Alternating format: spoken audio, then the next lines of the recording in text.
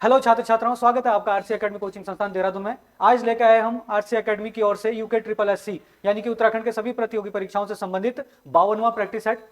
तो इसमें सबसे पहले जो है हम हिंदी को कवर करेंगे 20 क्वेश्चन, उसके बाद 10 क्वेश्चन रीजनिंग का आएंगे और उसके बाद 40 क्वेश्चन उत्तराखंड जीके के आएंगे और 30 क्वेश्चन लास्ट में आपके जीएस के आएंगे जो उत्तराखंड का सिलेबस है। ठीक है, तो पहला क्वेश्चन देखते हैं हिंदी का। इनमें से कौन सा विकल्प गढ़वाली बोलियों के लिए सही नहीं है? कौन सा सही नहीं है इनमें से? देखो, सलानी बोली पौड़ी और टिहरी जिलों में बोली जाती है। भाई देखना थोड़ा सा, अगर हम थोड़ा उत्तराखंड के मैप का थोड़ा स्ट्रक्चर देखें तो कुछ इस तरीके से उत्तराखंड का स्ट्रक्चर दिखता है। तो जो ये वाला एरिया होता है ना पौड़ी गढ़वाल का, और पौड़ी गढ़वाल और टिहरी से लगा, इधर ही टिहरी आपको दिखेगा और इधर पौड़ी गढ़वाल है। तो टिहरी और पौड़ी गढ़वाल वाला जो एरिया है, तो खास करके पौड़ी गढ़वाल और टिहरी में इसको सलानी क्षेत्र बोलते हैं। तो वहां पे जो बोली बोली जाती है उसको सलानी बोली बोलता है, जो टिहरी और पौड़ी और टिहरी के जिलों में बोली जाती है। तो पहला वाला बिल्कुल सही है।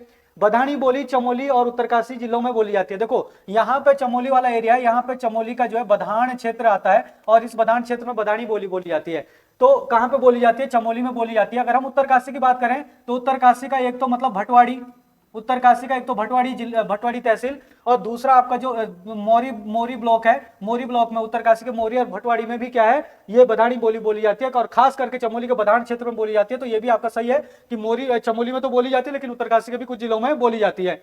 राठी बोली पौड़ी गढ़वाल के राठ क्षेत्र में बोली जाती है। ये जो राठी बोली है ना, ये पौड़ी गढ़वाल के राठ क्षेत्र मतलब पौड़ी का जो पर्वतीय क्षेत्र है, पहाड़ी इलाके हैं, उन इलाकों में बोली जाती है। यहाँ पे जो है राठी जनजाति भी निवास करती है। तो ये भी बिल्कुल एकदम सही है कि राठ बोली जो पौड़ी गढ़वाल के राठ क्षेत्र में बोली जाती है। तो सी भी सही है। तो वो कह रहा था इनमें से कौन सा विकल्प बोलियों गढ़वाली बोलियों के लिए सही नहीं है? तो कौन सा सही नहीं है? तो सारे के सारे सही है, तो उपरोक्त सभी सही है। तो ये आपका डी आपका क्या हो जाएगा? आंसर हो जाएगा।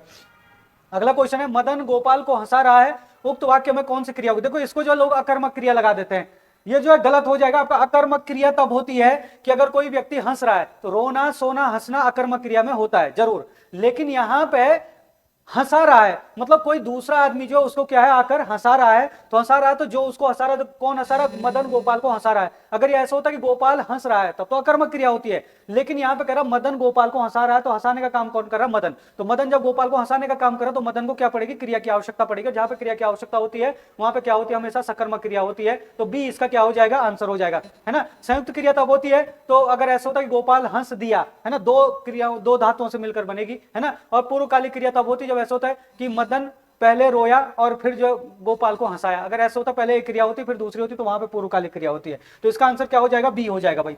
तीसरा क्वेश्चन देखते हैं। तीसरा क्वेश्चन में क्या कह रहा है यहाँ पे? सभा में 20 लोग बैठे थे, उक्त वाक्य में कौन सा विशेषण होगा? सभा में 20 लोग बैठे थे, 20 लोग बैठे थे मतलब क्या है कि संख्या तो है 20, लेकिन 20 लोग बैठे थे। 20 लोग का मतलब है कि 20 के समान लोग बैठे थे, तो मतलब कई लोग बैठे थे, तो 20 लोग उसमें आ जाते, तो अनिश्चित आता है इसमें ना। तो अनिश्चित संख्यावाचक होता है। निश्चित संख्यावाचक कब होता है? अगर ये होता सभा में 20 लोग बैठे हैं, है ना। तो और यहाँ पे देखो समुदाय बोधक वहां होता है जहां पे ऐसा होता है तीनों, है ना, तीनों, चारों या 20 ऐसे करके होता, तब समुदाय बोधक होता है। सार्वनामिक आपको पता है कि जो सर्वनाम की तरह यूज होता है कि वह मेरी पेंसिल, तो सार्वनामिक की तरह यूज होता है ना। और निश्चित तब होता अगर 20 होता सीधे लिखा हुआ। चलो इसका आंसर क्या हो जाएगा? बी। कौन सा कथन सही है? देखो भाई, एकाक्षरी भाषा परिवार के लगभग 0.7% लोग भारत में निवास करते हैं। ये एकाक्षरी भाषा परिवार क्या होता है जरा इसकी भी बात करते हैं। पहले ये देख लेते हैं कि ये बिल्कुल एकदम सही बोल रहा है। एकाक्षरी भाषा परिवार के लोग भारत में मुख्यतः उड़ीसा, पश्चिमी बंगाल और झारखंड में निवास करता है। देखो यहां से पहले तो आप ये देखो कि एकाक्षरी भाषा परिवार कौन सा है। भारत में मुख्य रूप से 4 भाषा परिवार है। सबसे बड़ा भाषा परिवार है भारोपीय भाषा परिवार, ठीक है ना। भारोपीय भाषा परिवार जिससे मतलब क्या कहते हैं, हिंदी भाषा परिवार है। भारोपीय में अगर देखें तो हिंदी भी भारोपीय भाषा परिवार से निकली है ना। उत्तरी भारत की जितनी भी भाषाएं हैं वो लगभग भारोपीय भाषा परिवार से निकली है ना, कुछ को छोड़कर, है ना। जैसे आप लोग जो है बंगाली जाओ, उड़िया जाओ, बिहारी है, असमिया है ना, हिंदी है, उर्दू है, ये सब भाषाएं जो है या कश्मीरी तक सब भारोपीय भाषा परिवार की है। दूसरा भाषा परिवार आता है द्रविड़। साउथ की जितनी भाषाएं आपकी 4 भाषाएं वो द्रविड़ भाषा परिवार के अंतर्गत आती है, तमिल, तेलुगु, मलयालम और कन्नड़, है ना। तीसरा भाषा परिवार आता है आपका चीनी तिब्बती भाषा परिवार, और चौथा आपका आता है कौन सा? ऑस्ट्रिक भाषा परिवार। ऑस्ट्रिक भाषा परिवार भारत का सबसे छोटा भाषा परिवार है भाई, है ना। सॉरी, ऑस्ट्रिक भाषा परिवार तीसरा आएगा और चौथा आएगा आपका चीनी तिब्बती भाषा परिवार। चीनी तिब्बती भाषा परिवार भारत का सबसे छोटा भाषा परिवार है, और जो एकाक्षरी भाषा परिवार है इसी को कहा जाता है चीनी तिब्बती भाषा परिवार। चीनी तिब्बती भाषा परिवार को ही क्या कहा जाता है? एकाक्षरी भाषा परिवार कहा जाता है। तो चीनी तिब्बती भाषा परिवार के लगभग 0.7% लोग भारत में निवास करते हैं, तो ये बिल्कुल एकदम सही है। दूसरा, एकाक्षरी भाषा परिवार या चीनी तिब्बती भाषा परिवार के लोग भारत में मुख्यतः उड़ीसा, पश्चिमी बंगाल और झारखंड में निवास करते हैं, ये बिल्कुल गलत बोल रहा है। ये कहां निवास करते हैं? पूर्वोत्तर भारत में, पूर्वोत्तर भारत में जो है निवास करते हैं। पूर्वोत्तर भारत में मतलब क्या है कि इनका अंतर्गत जो भाषाएं आती है वो कौन सी आती है, वर्मी भाषा आती है। वर्मी मतलब जो म्यांमार में बोली जाती है, म्यांमार का पुराना नाम वर्मा था, तो वहां पे वर्मी भाषा बोलते हैं उसको, है ना। और आपकी कौन सी भाषा आ जाएगी, चीनी भाषा और तिब्बती भाषा आ जाती है। तो ये जो पूर्वोत्तर भारत के जो क्या है आपके बॉर्डर वाले जो एरिया है आपका, है ना, जो आपका कहाँ पे नागालैंड से लगा, मणिपुर से लगा हुआ एरिया है ना, मिजोरम से लगा हुआ एरिया है, तो यहाँ पे ये बोली बोली जाती है। और क्या कहता है अरुणाचल प्रदेश से लगा हुआ एरिया है ना, तो यहाँ पे पूर्वोत्तर भारत वाला एरिया है, तो ये गलत हो जाएगा दूसरा, है ना। तो यहाँ बंगाल, झारखंड और उड़ीसा, पश्चिमी बंगाल में जो बोली बोली जाती है वो ऑस्ट्रिक भाषा परिवार के लोग रहते हैं इस क्षेत्र में, है ना। एक अक्षरी के नहीं रहते, एक अक्षरी को चीनी तिब्बती बोलते हैं। तो आर सही हो जाएगा और एस क्या हो जाएगा, गलत। तो आर सही और एस गलत, तो ए इसका क्या हो जाएगा, सही आंसर हो जाएगा। चलो अगला क्वेश्चन देखते हैं। अगला क्वेश्चन क्या है यहाँ पे, सही मिलान कीजिए। पांचवा क्वेश्चन है सही मिलान कीजिए। देखो एक साइड दे रखे हैं भाई, क्या एक साइड दे रखे हैं शब्द और एक साइड दे रखे हैं उसके पर्यायवाची। तो देखो जरा, घोड़ा, जो घोड़ा है, घोड़े को क्या कहा जाता है भाई, घोड़े को कहा जाता है क्या, घोड़े को सैंधव कहा जाता है। घोड़े का पर्यायवाची इनमें से कौन सा है, सैंधव। सैंधव घोड़े का पर्यायवाची है। दूसरा इंद्र, इंद्र का पर्यायवाची क्या है इसमें से, तो इंद्र का पर्यायवाची है भाई बिड़ौजा। बिड़ौजा जो है इंद्र को कहा जाता है, तो इंद्र का पर्यायवाची बिड़ौजा भी है, ठीक है, बहुत महत्वपूर्ण है। स्वर्ण, स्वर्ण मतलब सोना, है ना, सोना जो धातु वाला सोना उसकी बात कर रहा है। तो स्वर्ण का जो पर्यायवाची है, स्वर्ण का पर्यायवाची यहाँ पे हिरण्य है। हिरण्य क्या है, स्वर्ण का पर्यायवाची भी है, ठीक है ना। और दूसरी बात करें तो शशांक, तो शशांक का मतलब क्या है कि जो चंद्रमा के समानार्थी शब्द है, तो चंद्रमा को भी बोलते हैं राकापति भी, और शशांक भी। तो शशांक का पर्यायवाची क्या हो जाएगा आपका, राकापति हो जाएगा। तो क्या हो जाएगा, पहले का तीसरा, दूसरे का चौथा और तीसरे का पहला, तो आपका क्या हो जाएगा, सी यहाँ पे आंसर हो जाएगा, ठीक है। चलो अगला क्वेश्चन देखते हैं। यहाँ पे देखो बहुत महत्वपूर्ण क्वेश्चन है, गढ़वाली भाषा का, ये कुमाऊनी भाषा का शब्द आ गया यहाँ पे। अल्लो गुमान आता विशार, अल्लो गुमान आता विशार एक कुमाऊनी कहावत है। इसका मतलब क्या कि अल्लो गुमान मतलब आज जो आप गुमान कर रहे हो, गुमान मतलब घमंड कर रहे हो, है ना, घमंड करता हो, तो आता विशार, तो मतलब उसको जो है क्या कहता है आदमी, क्या कहता है भूलना, ठीक है। क्योंकि यहाँ पे क्या है कि घमंड करने के लिए बोल रहा हो कि क्या करता है इंसान को, जब क्या कहता है इंसान को अधूरा ज्ञान होता है ना, तो वो घमंड करता है उस चक्कर से, मतलब उतना ज्ञान नहीं होता जितना ज्यादा वो क्या करता है, घमंड करता है। या फिर किसी काम को करने के लिए ज्यादा ज्यादा जो है वो फेंकता है, जिसको हम बोलते हैं ना फेंकता है, या अति बोल देता है कि हाँ मैं इसे ऐसे कर लूंगा काम करने से पहले कि मैं वैसे कर लूंगा। तो लेकिन जब काम आता है तो वहां पे क्या हो, वो सारी चीजें जो है खत्म हो जाती है। विशार का मतलब होता है कि मतलब वहां पे उस काम को कर नहीं पाता सही से, और फिर उसकी क्या होती है, यहाँ पे बेइज्जती हो जाती है। तो क्या है कि कुल मिला के वो आदमी जो होता है वो मतलब क्या है, एक हिसाब से कि आवश्यकता से ज्यादा बोलता है। या फिर ये आंसर होना चाहिए था, तो ऐसा कोई ऑप्शन यहाँ पे है नहीं दिया हुआ, लेकिन एक ऑप्शन दिया कि प्रदर्शन प्रिय होना, मतलब वो ऐसे इंसान क्या करते हैं, ये किस इंसान की बात कर रहा है कि प्रदर्शन उनके लिए प्रिय होता है, मतलब प्रदर्शन करना जरूरी होता है, मतलब बोलना ज्यादा जरूरी समझता है, और बाद में जब प्रदर्शन करने की बारी आती है, जब काम करने की बारी आती है, तो वहां पर ठप हो जाता है। तो क्या हो जाएगा इसका आंसर, ए हो जाएगा, प्रदर्शन प्रिय होना, ठीक है ना। इनमें मतलब किसी भी आदमी को प्रदर्शन प्रिय होना चाहिए, है ना। इनमें से कौन सा शब्द संज्ञा से बना हुआ विशेषण नहीं है। देखो भाई अगर हम देखें तो नमकीन किससे बना हुआ है, नमकीन बना है नमक से। किससे बना हुआ है, नमक से। और नमक क्या है आपके पास, नमक क्या होता है, संज्ञा होता है। किसी भी वस्तु, व्यक्ति या स्थान के नाम को क्या बोलते हैं, संज्ञा बोलते हैं ना। तो ये नमक है, एक नाम है, तो नमक से बना हुआ है नमकीन। तो क्या बना है, जो ये नमक है वो शब्द क्या है, संज्ञा से बना हुआ है। जो संज्ञा से नहीं है बना हुआ वो ढूंढना हमने। इसके बाद दयालु देखें तो दयालु जो है दया से बना है, और दया क्या है आपका, भाववाचक संज्ञा है। दया क्या है, भाववाचक संज्ञा, तो भाववाचक संज्ञा से बना, तो दया भी भाववाचक संज्ञा से बना है, यानी कि संज्ञा से बना है, तो दयालु भी क्या है, संज्ञा से बना हुआ है। तीसरा धनवान, धनवान किससे बना है, धन से बना है, तो धन भी अपने आप में संज्ञा है, और धन से बना हुआ है धनवान, तो धनवान भी क्या है, संज्ञा से बना हुआ है। चौथा देखो यहाँ पे फुर्ती है ना, तो फुर्ती जो है किसी संज्ञा से नहीं बना, फुर्ती खुद अपने आप में भाववाचक संज्ञा, लेकिन वो किसी दूसरी संज्ञा से नहीं बना हुआ है, तो डी आपका क्या हो जाएगा, आंसर हो जाएगा। चलो अगला क्वेश्चन देखते हैं। सौर सैन्य अपभ्रंश से प्रभावित बोलियां हैं। देखो इनमें से कौन कौन सी बोली, देखो जयपुरी, बघेली, उड़िया, मारवाड़ी और ब्रजभाषा, ये सब जो है कह रहा हूं कि इनमें से कौन सी ऐसी है जो सौर सैन्य से प्रभावित है। तो आप लोग देखना कि अगर हम बात करें सौर सैन्य अपभ्रंश की, क्या करें, सौर सैन्य अपभ्रंश की, सौर सैन्य अपभ्रंश की जो प्रभावित बोलियां होगी वो कौन होगी, वो होगी जो या तो क्या कहते हैं पश्चिमी हिंदी के अंतर्गत आती होगी, और या फिर किसके अंतर्गत आती होगी, राजस्थानी, है ना। हमारी हिंदी में जो है 5 उपभाषाएं हैं हिंदी की, है ना। पश्चिमी हिंदी और राजस्थानी जो है सौर सैन्य अपभ्रंश से प्रभावित है, यानी कि इनका विकास सौर सैन्य अपभ्रंश से हुआ है। पूर्वी हिंदी का विकास जो है अर्धमागधी अपभ्रंश से हुआ है। बिहारी हिंदी का विकास मागधी से हुआ है। बाकी अगर आप देखो उड़िया, बंगाली, असमिया, इनका विकास ही मागधी अपभ्रंश से ही हुआ है, ठीक है ना। तो अगर हम यहाँ पे देखें तो जयपुरी जो है राजस्थान की बोली है, तो जयपुरी का विकास जो है किससे हुआ है आपका, जयपुरी जो सौर सैन्य अपभ्रंश से प्रभावित है, क्योंकि वो जयपुरी राजस्थानी की बोली है।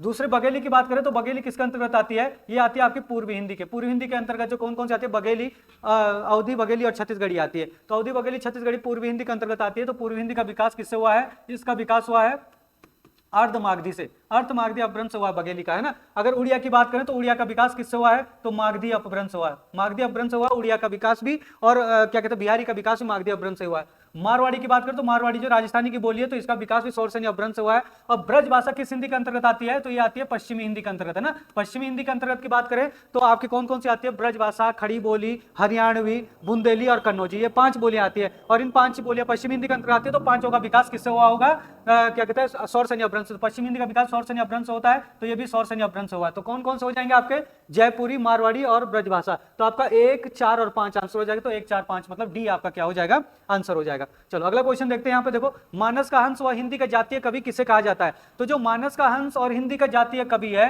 वो किसे कहा जाता है भाई, वो कहा जाता है तुलसीदास को। तुलसीदास को इसके अलावा क्या कहा जाता है, हिंदी का प्रतिनिधि, हिंदी का प्रतिनिधि कवि भी किसे कहा जाता है, तुलसीदास को ही कहा जाता है। इसके अलावा जो है हिंदी का जातीय कवि तो कहा जाता है, मानस का हंस भी कहा जाता है। इसके अलावा जो इनको अभिनव वाल्मीकि भी कहा जाता है। क्या कहा जाता है, अभिनव वाल्मीकि भी किसे कहा जाता है, तुलसीदास को ही कहा जाता है। और तुलसीदास के बचपन का नाम है राम बोला। जब तुलसीदास पैदा हुए थे तो उनके पैदा होते ही एक तो उनके मुंह में 2 दांत थे और दूसरी बात उनके मुंह से जो है राम राम राम राम निकलता था, तो इसलिए इनका नाम बचपन का नाम क्या था, राम बोला था। तो ये नाम भी आप याद रखना, तुलसीदास के लिए बहुत महत्वपूर्ण है। चलो अगला क्वेश्चन देखते हैं। अगला क्वेश्चन है, अपने मित्रों और बंधुओं को लिखने वाले पत्रों को किस प्रकार के पत्र माना जाता है। तो अपने मित्रों और बंधुओं को, देखो भाई, एक होता है आपके पास औपचारिक पत्र और एक औपचारिक पत्र होता है, एक अनौपचारिक पत्र होता है। औपचारिक पत्र का मतलब होता है कि जहां पे औपचारिकता निभानी जरूरी होती है। औपचारिकता कहां निभाई जाती है, जो सरकारी कार्यालय या कोई कार्यालय होता है, ऑफिस होता है, ऐसे जगह जो काम है वो भाई कुछ भी करो काम, जैसे हम 2 लोग हैं, मैंने आपको कुछ सामान देना है, तो सामान देना है तो चाहे हम कितने भी अच्छे दोस्त हो, मुझे आप पे कितना भी भरोसा हो या आपको मुझ पे कितना भी भरोसा हो, फिर भी हमें औपचारिकता लिखनी पड़ेगी, उसको चढ़ाना पड़ेगा और उसको मतलब लिखित रूप में एप्लीकेशन आपसे लेनी पड़ेगी। तो औपचारिकता सरकारी कार्यालय में या अन्य कार्यालयों में निभाई जाती है ना, लेकिन अपनों के लिए नहीं निभाई जाती औपचारिकता। मैं अपने दोस्त को बोलूँ यार मेरे बहन की शादी है, आप मेरे बहन की शादी में आ जाना, तो अगर मैं आपको बोल दूं यार कि कार्ड नहीं बचे हुए हैं या फिर कार्ड में आपको नहीं भिजवा पाऊंगा लेकिन आप आ जाना जरूर, है ना, तो आप बोलोगे यार कि ये तो औपचारिकता क्यों निभानी है, ठीक है हम चले जाएंगे, औपचारिकता की जरूरत नहीं पड़ती। तो मित्रों और बंधुओं को मिलने वाले पत्रों को किस प्रकार के पत्र में माना जाता है, तो अनौपचारिक पत्र होता है वो, है ना। तो क्या हो जाएगा, इसका आंसर ए हो जाएगा, है ना। कार्यालयिक पत्र भी औपचारिक होता है और व्यावसायिक पत्र एक हिसाब से व्यवसाय से संबंधित होते हैं, वहां भी औपचारिकता निभानी पड़ती है ना। चलो, निम्न में से कौन सा एक स्वर जिह्वा के आधार पर मध्य स्वर है। देखो, जीव के आधार पर या जीव की प्रक्रिया के आधार पर स्वर 3 प्रकार के होते हैं। एक होता है आपका कौन सा स्वर, अग्र स्वर, है ना। एक होता है कौन सा, पश्च स्वर, है ना, क्या होता है, पश्च स्वर। और एक होता है कौन सा, मध्य स्वर, है ना। मध्य मतलब अग्र स्वर वो स्वर होते हैं जिनके उच्चारण में जीव का आगे वाला हिस्सा जो है, आगे वाला हिस्सा काम करता है। और अग्र स्वर में आपके कौन कौन से स्वर आएंगे, अग्र स्वर में आएंगे आपके, एक तो आएगा आपका छोटी, दूसरा आ जाएगा बड़ी, और एक आ जाएगा आपके पास कौन सा, एक आ जाएगा आपके पास ए और एक आ जाएगा आई, है ना। ये आपके किस में आते हैं, अग्र स्वर में आते हैं 4। पश्च स्वर की बात करें तो पश्च स्वर में क्या आएगा आपका, जिनका उच्चारण जीभ के पीछे वाले हिस्से से होता है उनको पश्च स्वर कहते हैं। इसमें आपका क्या हो जाएगा, एक तो आ जाएगा आपके पास आ, पश्च स्वर में एक आ जाता है। इसके अलावा आपका छोटा ऊ, बड़ा ऊ, है ना। इसके अलावा जो है आपके ओ और आउ, ये आपके पश्च स्वर में आते हैं, कितने, ये 5, है ना। और आप लोग देखना इसमें 3 का डिजाइन बनता है इसमें सब में, तो जिनमें 3 का डिजाइन बनता है, देखो आ में भी 3 का डिजाइन बन रहा है, ऊ में भी, बड़ा ऊ में भी 3 का डिजाइन बनता है, ओ में भी और आओ में भी, तो ये सारे के सारे पश्च स्वर में आते हैं। बचा कौन, ओ बचा, री को इसमें किसी में नहीं रखा जाता है। और अब बचा आपका ओ आपका किस में आता है, मध्य स्वर में आता है। तो यहाँ पे जीव के आधार पर मध्य स्वर कौन सा, तो मध्य स्वर क्या हो जाएगा आपका, ओ हो जाएगा। तो सी क्या हो जाएगा, आंसर हो जाएगा। अगला क्वेश्चन देखते हैं। सही मिलान कीजिए। देखो भाई, सही मिलान करना है, यहाँ शब्द, यहाँ विलोम शब्द है, उन्मूलन। उन्मूलन का विलोम शब्द क्या होता है, उन्मूलन किसी भी चीज को जो है मतलब किसी भी चीज को मतलब जब हम किसी भी वस्तु को उजागर करते हैं तो उसको उन्मूलन बोल सकते हैं ना। और उसी चीज को जब मतलब स्थापित करते हैं तो उसको कहते हैं रोपण करना। तो उन्मूलन का विलोम शब्द क्या हो जाएगा, उन्मूलन का विलोम शब्द हो जाएगा रोपण करना, है ना। इसके बाद प्रत्यक्ष है। प्रत्यक्ष मतलब जो हमारे सामने है उसको हम प्रत्यक्ष बोल सकते हैं ना। और अगर हम देखें यहाँ पे जो हमारे सामने नहीं है उसको हम क्या बोल सकते हैं, जो हमारे सामने नहीं है उसको हम क्या बोल सकते हैं, परोक्ष बोलते हैं ना। तो क्या हो जाएगा, प्रत्यक्ष का विलोम क्या हो जाएगा, परोक्ष हो जाएगा। ये देखो इसका ये हो जाएगा, है ना। इसके बाद निर्दय की बात करें तो निर्दय का मतलब जो निर्दय होता है, जिसके अंदर कोई दया का भाव नहीं होता है, और जिसके अंदर दया का भाव होता है उसको हम सदैव बोलते हैं, कि मतलब सदैव मतलब दया के साथ वाला जो रहता है ना। तो निर्दय का क्या हो जाएगा, सदैव हो जाएगा। इसके बाद अनिवार्य है। तो अनिवार्य बोलते नहीं कि जैसे आपके पास कोई 2 प्रश्न है और आपको बोल दिया किसने कि दोनों प्रश्न करना अनिवार्य है, तो अनिवार्य हो गया। अगर आपको कहे कि 2 प्रश्न दिए, 2 में से कोई एक करना, तो 2 में से एक करना, तो आपको या तो पहला करना या दूसरा, तो उसको बोलते हैं वैकल्पिक। तो अनिवार्य का विलोम क्या हो जाएगा, वैकल्पिक हो जाएगा। तो अनिवार्य का विलोम हो जाएगा आपका वैकल्पिक, तो ये आपका हो जाएगा इसका ये, तो हो जाएगा पहले का तीसरा है ना, दूसरे का पहला, तीसरे का चौथा और चौथे का दूसरा, तो आपका क्या हो जाएगा, ए आंसर हो जाएगा। चलो अगला क्वेश्चन देखते हैं यहां पे, निम्न पंक्ति में कौन सा अलंकार है, देखो पहाड़ी भाषा का है, बथों लागंद जख धारमा गीत डाला खल्याण सरों छन भैजी। कुल मिला के यहां पे कह रहे कि बथों, बथों मतलब यहां पे बथों का मतलब यहां पे हवा से है भाई, किससे, हवा से, लागंद लगना है ना, जख जहां, धार मा गीत, धार में मतलब, धार का मतलब है पहाड़ी, पहाड़ी में गीत मतलब क्या हो गया, गाना। कहने का मतलब है कि जो हवा है वो पहाड़ में इस तरीके से चल रही है कि जैसे पहाड़ में वो हवा जो है गीत गा रही है। हवा क्या गा रही है, पहाड़ी के ऊपर गीत गा रही है। डाला कल्याण मतलब पेड़ों में भी और खल्याणों में भी सुनाई दे रहा है, वो मतलब सीधे होकर जो है छन है मतलब है जी, कि पेड़ों में भी और खल्याण में भी हर जगह जो है सुनाई दे रहा है कि पहाड़ में जो है क्या है, जो वो है पहाड़ में क्या है, हवा है वो गीत गा रही है। तो क्या होता है कि भाई जब कोई ऐसी चीज होती है जो अमानव होती है, अमानव, अमानव मतलब कि जो मानव नहीं है, उनके अंदर अगर कैसे मानवीय, मानवीय गुण दिखाए जाए, मानवीय गुण मतलब कि हवा मानव तो नहीं है ना, लेकिन वो मानवीय गुण को दर्शा रही है, मानवीय गुणों को मतलब मानव के जैसे गाना गा रही है। गाना कौन गाता है, मानव गाता है, हवा तो नहीं गाती ना। तो इसलिए जो मानव नहीं है अगर उसके काम ऐसे दिखाए जाए कि जैसे मानव काम कर रहा है, तो वहां पे क्या होता है, मानवीयकरण अलंकार होता है, मतलब वहां पे मानवीयकरण कर दिया। तो हवा क्या गा रही है, गीत गा रही है, जबकि नहीं गाती हवा गीत, गीत इंसान गाते, तो मानव के जैसे जो है अमानव चीजों को दर्शाना, तो क्या मानवीयकरण अलंकार हो जाएगा। तो ए इसका क्या हो जाएगा, आंसर हो जाएगा। अगला क्वेश्चन देखना, गढ़वाली शब्द तस्मय का सही अर्थ क्या है। जो गढ़वाली शब्द होता है ना तस्मय, गढ़वाली भाषा में जो तस्मय शब्द है वो किसको कहा जाता है, खीर को कहा जाता है। खीर जानते हो ना, जो दूध से बनती है खीर है ना, जो दूध से खीर बनती है उसको ही क्या बोलते हैं, गढ़वाली भाषा में तस्मय बोलते हैं। ठीक है, अगला क्वेश्चन, वह कौन सा व्यक्ति है जिसने महात्मा गांधी का नाम न सुना हो, यह किस प्रकार का वाक्य है।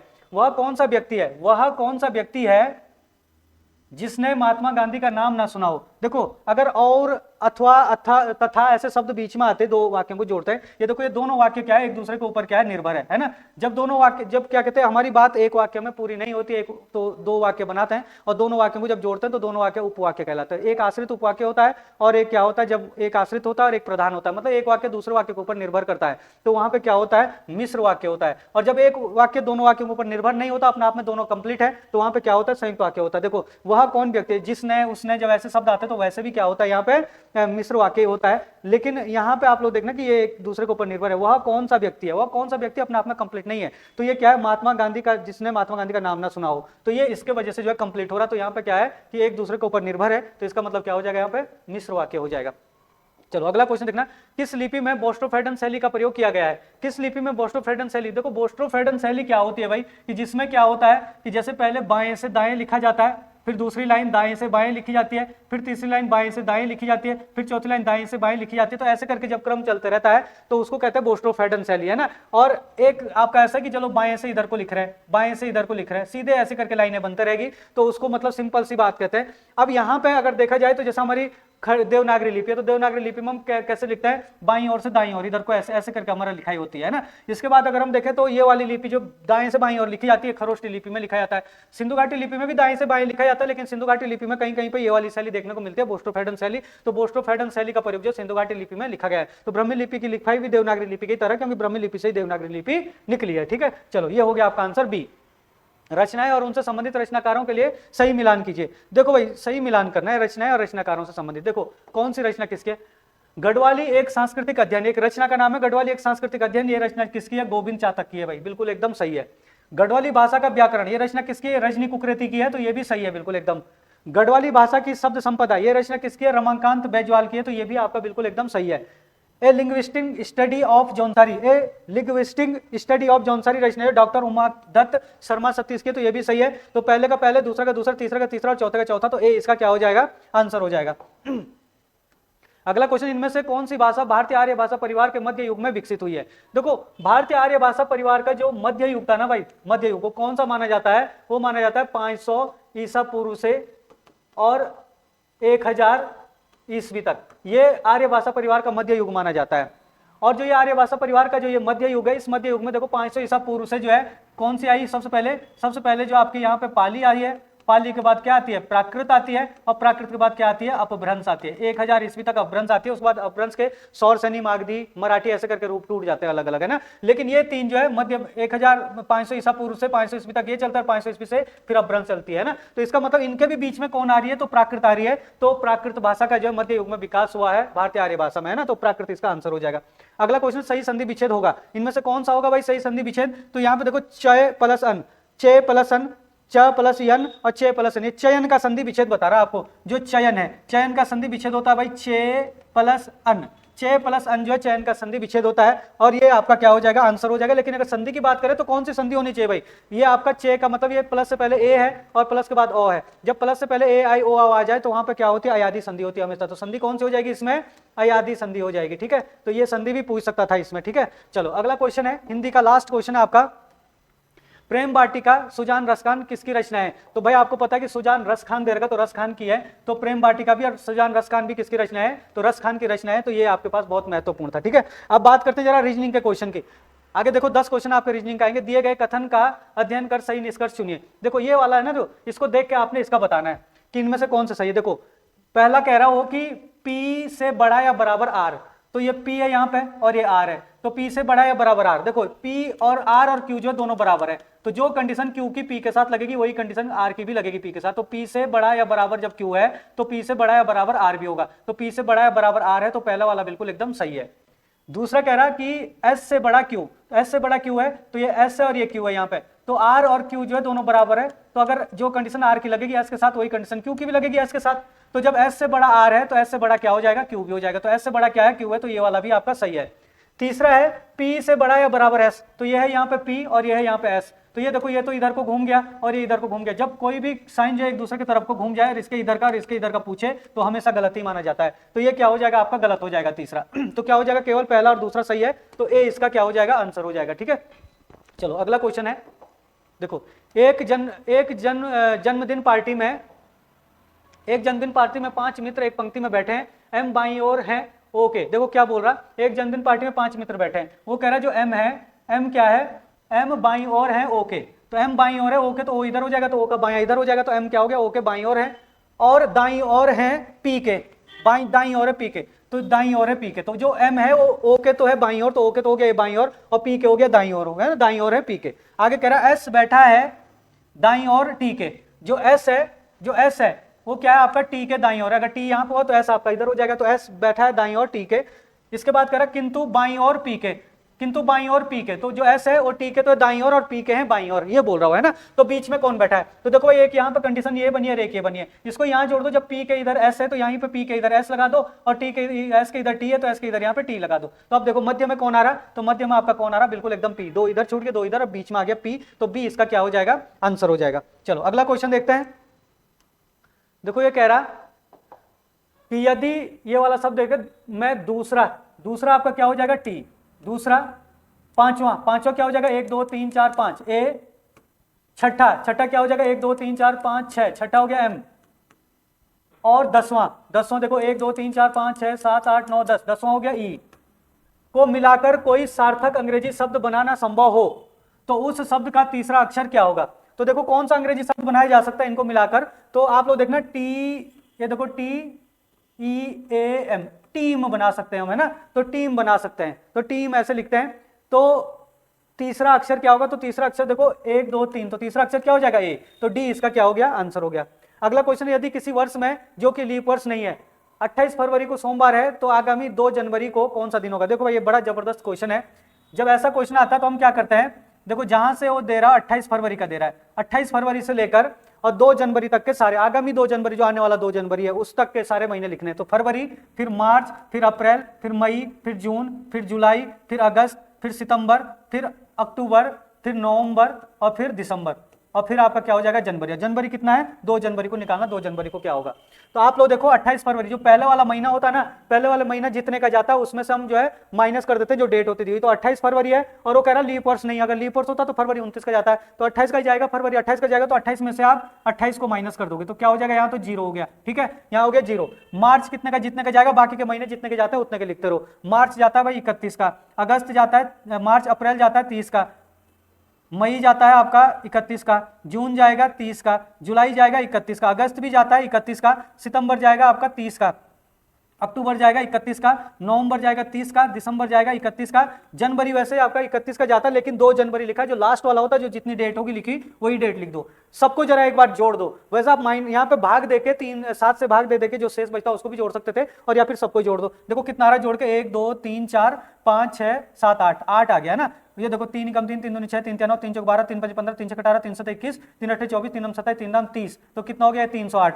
अब जो ये आपका यहाँ पे जोड़ का आएगा उसमें हमेशा 7 का भाग ही देते हैं, और जो शेष बचेगा बस उसको ही आपको आगे जोड़ना है इस सोमवार में, क्योंकि 28 फरवरी को सोमवार था, तो जो शेष बचेगा उसी को जोड़ना है। तो 7 चौक 28, कितना बचेगा 2 8 बचेगा, 7 चौक फिर 28 आ गया, तो शेष क्या बचा 0, तो शेष 0 बचेगा, तो कितने जुड़ेंगे सोमवार में, तो 0 ही जुड़ेंगे, तो सोमवार ही आ जाएगा आंसर। तो बी आपका आंसर हो गया, सोमवार आ गया आपका आंसर। ठीक है, चलो अगला क्वेश्चन देखते हैं। एक महिला की ओर संकेत करते हुए साइमन ने कहा, देखो एक है भाई कौन, साइमन है ना, ये मान के चलो कि ये कौन है, साइमन, और एक है यहाँ पे ये महिला। तो इस महिला की तरफ को जो है साइमन क्या कर रहा है, इशारा कर रहा है, संकेत कर रहा है, और कह रहा है कि वह मेरे पिता की, साइमन कह रहा है कि जो ये महिला कौन है, ये मेरे पिता की एकमात्र बहन की पुत्री है, मेरे पिता की एकमात्र बहन की क्या है, ये पुत्री है। तो कह रहा है कि साइमन से किस प्रकार संबंधित है, वो महिला साइमन से किस प्रकार संबंधित है। देखो ये हो गया साइमन के पिता, ये हो गया साइमन के पिता की बहन, यानी कि इसकी क्या हो गई, ये बुआ, बुआ बोल सकते हो या फूफी बोल सकते हो आप लोग। और ये हो गई आपकी, ये आपकी क्या हो गई, ये इसकी क्या हो गई, बुआ, बुआ हो गई, या फिर आप क्या बोल सकते हो, इसको फूफी बोल सकते हो। और ये हो गई इसकी बेटी, तो फूफी की बेटी क्या होगी, यानी कि बुआ की बेटी होगी, या फूफी की बेटी फुफेरी बहन हो जाएगी, तो फुफेरी बहन आपका क्या हो जाएगा, आंसर हो जाएगा। तो बी इसका आंसर हो गया। चलो अगला क्वेश्चन है, यदि एक निश्चित कूट भाषा में, देखो इसको ये लिखा जाता है, तो दिल्ली को क्या लिखा जाएगा। देखो भाई यहां पे देखना, पहले शब्द में क्या किया उसने, पहले से पहला बनेगा, तो MNO क्या कर दिया उसने, 2 जोड़ दिया, ठीक है ना। फिर दूसरे से दूसरा बनेगा, दूसरे में क्या करा, TU उल्टा कर दिया, मतलब -1 कर दिया, TU, टी के बाद U बन रहा है। तीसरे में क्या कर रहा है वो, तीसरे में 2 जोड़ रहा है ना, देखो STU 2 जोड़ा तो STU। फिर चौथे में क्या कर रहा है वो, चौथे में फिर 1 माइनस करेगा, है ना, देखो 1 माइनस करेगा, RS ये आ जाएगा यहाँ पे, है ना, और फिर O के बाद फिर 2 प्लस करेगा, है ना, 2 प्लस करेगा OPQ, तो इधर को मतलब 2 प्लस हो रहे हैं, फिर 1 माइनस, 2 प्लस 1 माइनस, तो इसमें भी वही होगा, पहले 2 प्लस करोगे DEF, तो क्या हो जाएगा F, फिर इधर को 1 माइनस होगा, तो D से एक पहले क्या होता है DE, है ना, तो 1 माइनस हो गया, फिर इधर को 2 प्लस होंगे LMN, तो ये हो जाएगा, है ना, फिर इधर को जाएगा तो GH, तो GH 1 माइनस हो गया, और IJK इधर को +2 हो जाएंगे, तो ये हो जाएगा FDNGK, तो आपका D क्या हो जाएगा, आंसर हो जाएगा। अगला क्वेश्चन यहाँ पे, अगला क्वेश्चन क्या है, आशावादी, निराशावादी, तो प्रशंसा क्या होता है, आशावादी का क्या होगा, निराशावादी, इसका उल्टा दे रहा हो तो निराशावादी, तो प्रशंसा क्या हो जाएगा, प्रसन्न का उदास हो जाएगा, तो डी आपका क्या हो जाएगा, आंसर हो जाएगा। विलोम शब्द दे रहा भाई यहाँ पे, ठीक है।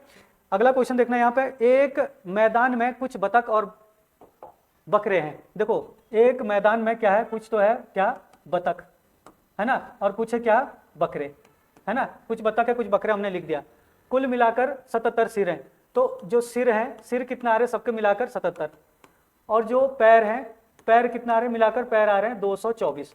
तो कह रहा कि बतखों की संख्या कितनी है, तो ऑप्शन दे रखा, अगर हम ऑप्शन के हिसाब से जाएंगे ना, तो ऑप्शन के हिसाब से देखते हैं जरा, ऑप्शन के हिसाब से हम अगर ए ऑप्शन लेके चलते हैं तो बतखों की संख्या 45 है, तो हम ये मान के चले कि अगर बतख 45 है तो बतख के पैर के हिसाब से लेके चलो, क्योंकि सॉरी सिर के हिसाब से लेके चलेंगे, तो सिर के हिसाब से जब आप लेके चलेंगे तो सिर के हिसाब से बतख के सिर भी कितने होते हैं 45, और संख्या भी उसकी 45 हो जाएगी।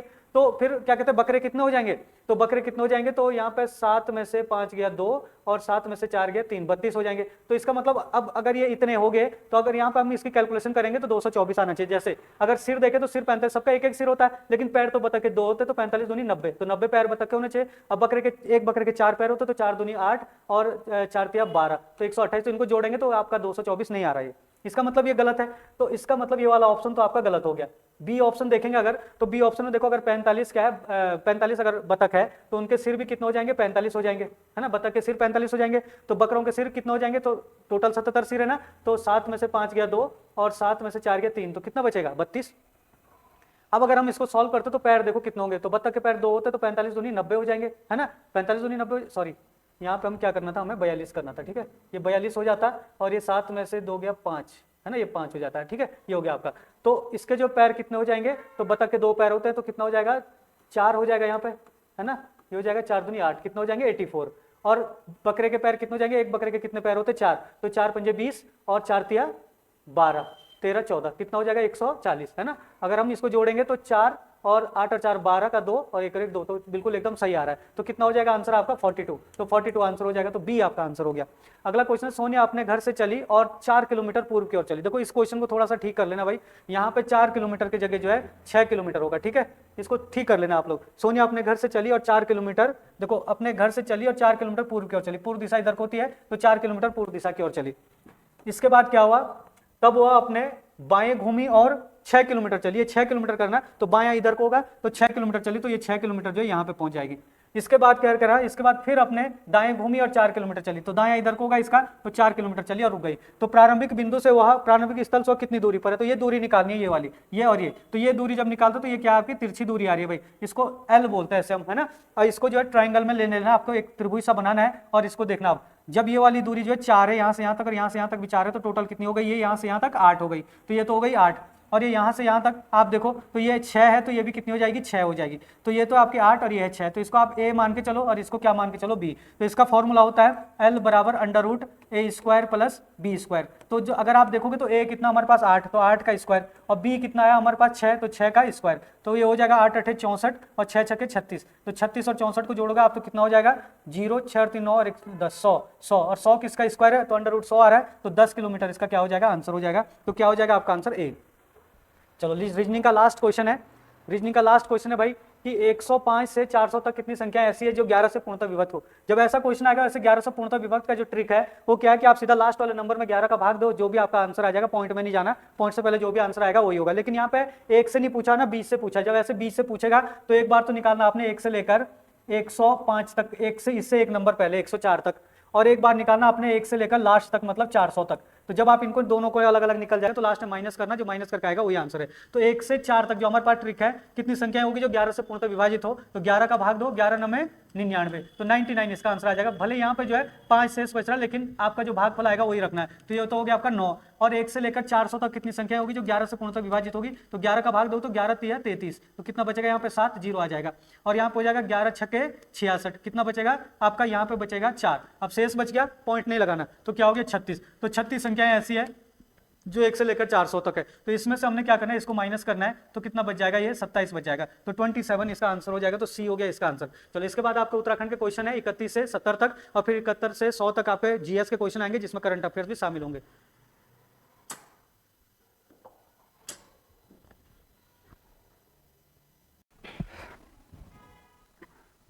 चलो उत्तराखंड के क्वेश्चन देखना, 31 क्वेश्चन देखना। यहाँ पे पंवार वंश का संस्थापक है, तो पंवार वंश का संस्थापक कौन है, तो पंवार वंश का संस्थापक है आपका कनकपाल, ठीक है।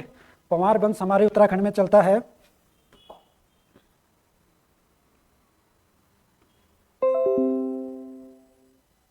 ठीक है। तो पंवार वंश का संस्थापक हो जाएगा आपका कनकपाल, ठीक है।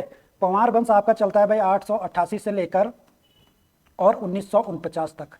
यहाँ पर टोटल कुल राजा होते हैं 60 राजा। पंवार वंश में 60 राजाओं ने राज किया था, ठीक है, जिसमें से सबसे पहला होता है कनकपाल, ठीक है। उसके बाद आपका जो अंतिम राजा होता है वो होता है मानवेंद्र शाह, जो कि टिहरी रियासत का भी अंतिम राजा होता है और पंवार वंश का भी अंतिम राजा होता है, ठीक है।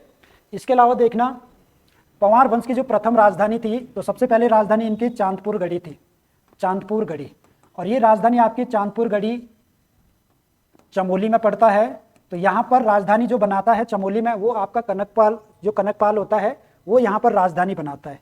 इसके बाद राजधानी देवलगढ़ जाती है, देवलगढ़ पौड़ी में जाती है, और इसके बाद राजधानी श्रीनगर जाती है, श्रीनगर। तो ध्यान रखना ये इनका राजधानी का क्रम है भाई। देवलगढ़ राजधानी 1512 में और श्रीनगर राजधानी 1517 में आपका श्रीनगर राजधानी को बनाया जाता है। और ये जो राजधानी चेंज करता है भाई, चांदपुर गढ़ी से देवलगढ़, देवलगढ़ से श्रीनगर, ये आपका अजयपाल जो होता है राजा, अजयपाल के द्वारा यहाँ पर राजधानी चेंज की जाती है, ठीक है, जो कि इस वंश का 37वें नंबर का राजा होता है, ठीक। चलो दूसरा यहाँ पे देखना, लखन देव, लखन देव भी इस वंश का राजा होता है भाई। लखन देव आपका 28वें नंबर का राजा होता है, पंवार वंश का 28वें नंबर का राजा होता है। और इसने क्या किया था, स्वमुद्रा, स्वयं की मुद्रा छापी थी। 100 मुद्रा छापने वाला पंवार वंश का प्रथम शासक अगर आपसे पूछे कि स्वयं की मुद्रा छापने वाला पहला राजा कौन है पंवार वंश में, तो आपका लखन देव या लखन पाल है, ठीक है। अजय पाल के बारे में ध्यान रखना भाई, अजय पाल 37वें नंबर का राजा होता है पंवार वंश में। और अजय पाल वो राजा है जो राजधानी चेंज करता है। 52 गढ़ों को जीतने वाला अजय पाल होता है आपका, 52 गढ़ों को जो जीतता है, ठीक है। गढ़वाल का एकीकरण करता है अजय पाल, ठीक है। और इसलिए इसे गढ़वाल का गढ़पति भी कहा जाता है, ठीक है। और इसे आपका गढ़वाल का अशोक भी कहा जाता है, गढ़वाल का बिस्मार्क भी कहा जाता है। तो बहुत सारे नाम आपके अजय पाल के हैं। दूसरा ध्यान रखना अजय पाल के बारे में कि अजय पाल ने सरोला ब्राह्मणों की भी नियुक्ति की थी। सरोला ब्राह्मणों की नियुक्ति की, सबसे पहले गढ़वाल में भूमि बंदोबस्त कराया, ठीक है। गढ़वाल का प्रथम प्रशासनिक विभाजन करने वाला भी आपका अजय पाल होता है, ठीक है। इसके अलावा बहुत सारे पॉइंट बनते हैं अजय पाल से, ठीक है, तो ध्यान रखना। बाकी आनंद पाल, देखो आनंद पाल इस वंश का जो राजा होता है, इसके शासनकाल में अशोक चल ने गढ़वाल पर आक्रमण किया। अशोक चल नेपाल का राजा होता है भाई, ठीक है। अशोक चल ने गढ़वाल पर आक्रमण किया था और उस समय अशोक चल जो ये नेपाल का राजा होता है, नेपाल का, तो नेपाल का राजा अशोक चल ने गढ़वाल पर आक्रमण किया। उस समय गढ़वाल यानी कि पंवार वंश का राजा कौन था? आनंद पाल था, ठीक है। चलो नेक्स्ट क्वेश्चन देखना 32।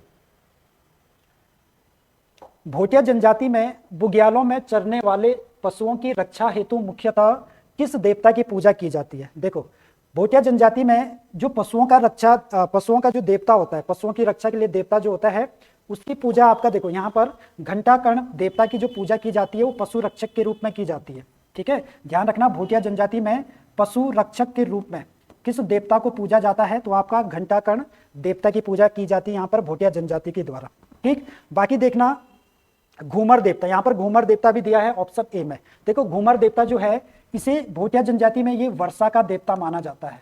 वर्षा का देवता अगर आपसे पूछे भोटिया जनजाति में वर्षा का देवता के रूप में किस देवता की पूजा की जाती है भोटिया जनजाति में? तो घूमर देवता है। बाकी आपका गबला देव देवता, साई देव देवता, ये भी आपका भोटिया जनजाति में पूजने वाले देवता है।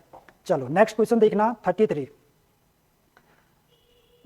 निम्नलिखित में से अजय पाल के संबंध में गलत कथन चुनिए, ठीक है। तो अजय पाल के संबंध में आपको गलत कथन चुनना है भाई। यहाँ पे ऑप्शन ए देखना कि सरोला ब्राह्मणों की नियुक्ति अजय पाल ने की, ठीक है भाई। सरोला ब्राह्मणों की नियुक्ति कौन करता है? अजय पाल करता है। दूसरा देखना सर्वप्रथम गढ़वाल में प्रशासनिक विभाजन किया। देखो अजय पाल ही वो पहला राजा होता है पंवार वंश का जो सबसे पहले प्रशासनिक विभाजन करता है। प्रशासनिक विभाजन का मतलब सबसे बड़ी जो इकाई होती है अजय पाल के शासनकाल में गढ़ होती है। गढ़ के बाद आपका कोट होती है, कोट के बाद आपका थुंगा होती है, थुंगा के बाद आपका बुंगा होती है, ठीक है। बुंगा, और बुंगा के बाद आपका सबसे छोटी इकाई अजय पाल के प्रशासन की वो आपका मोड़ा होती है भाई। ध्यान रखना सिर्फ अजय पाल का प्रशासन पूछेगा तो आपका आंसर ये होगा।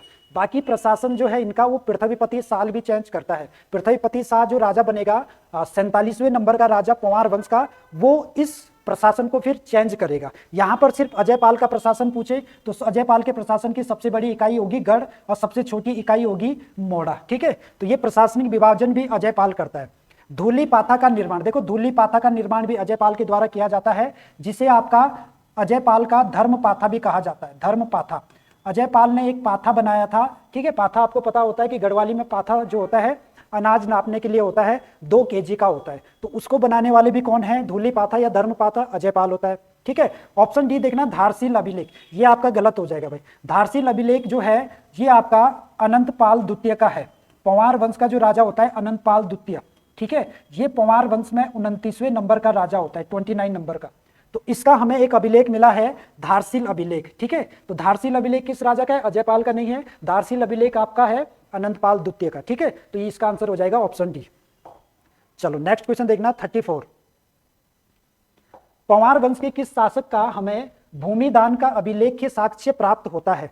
तो ऐसा कौन सा राजा है जिसका हमारे पास भूमिदान का अभिलेख भी मिलता है भाई? तो ऐसा राजा हो जाएगा आपके पास जगतपाल, ठीक है। ध्यान रखना जगतपाल पंवार वंश का 34वें नंबर का राजा होता है।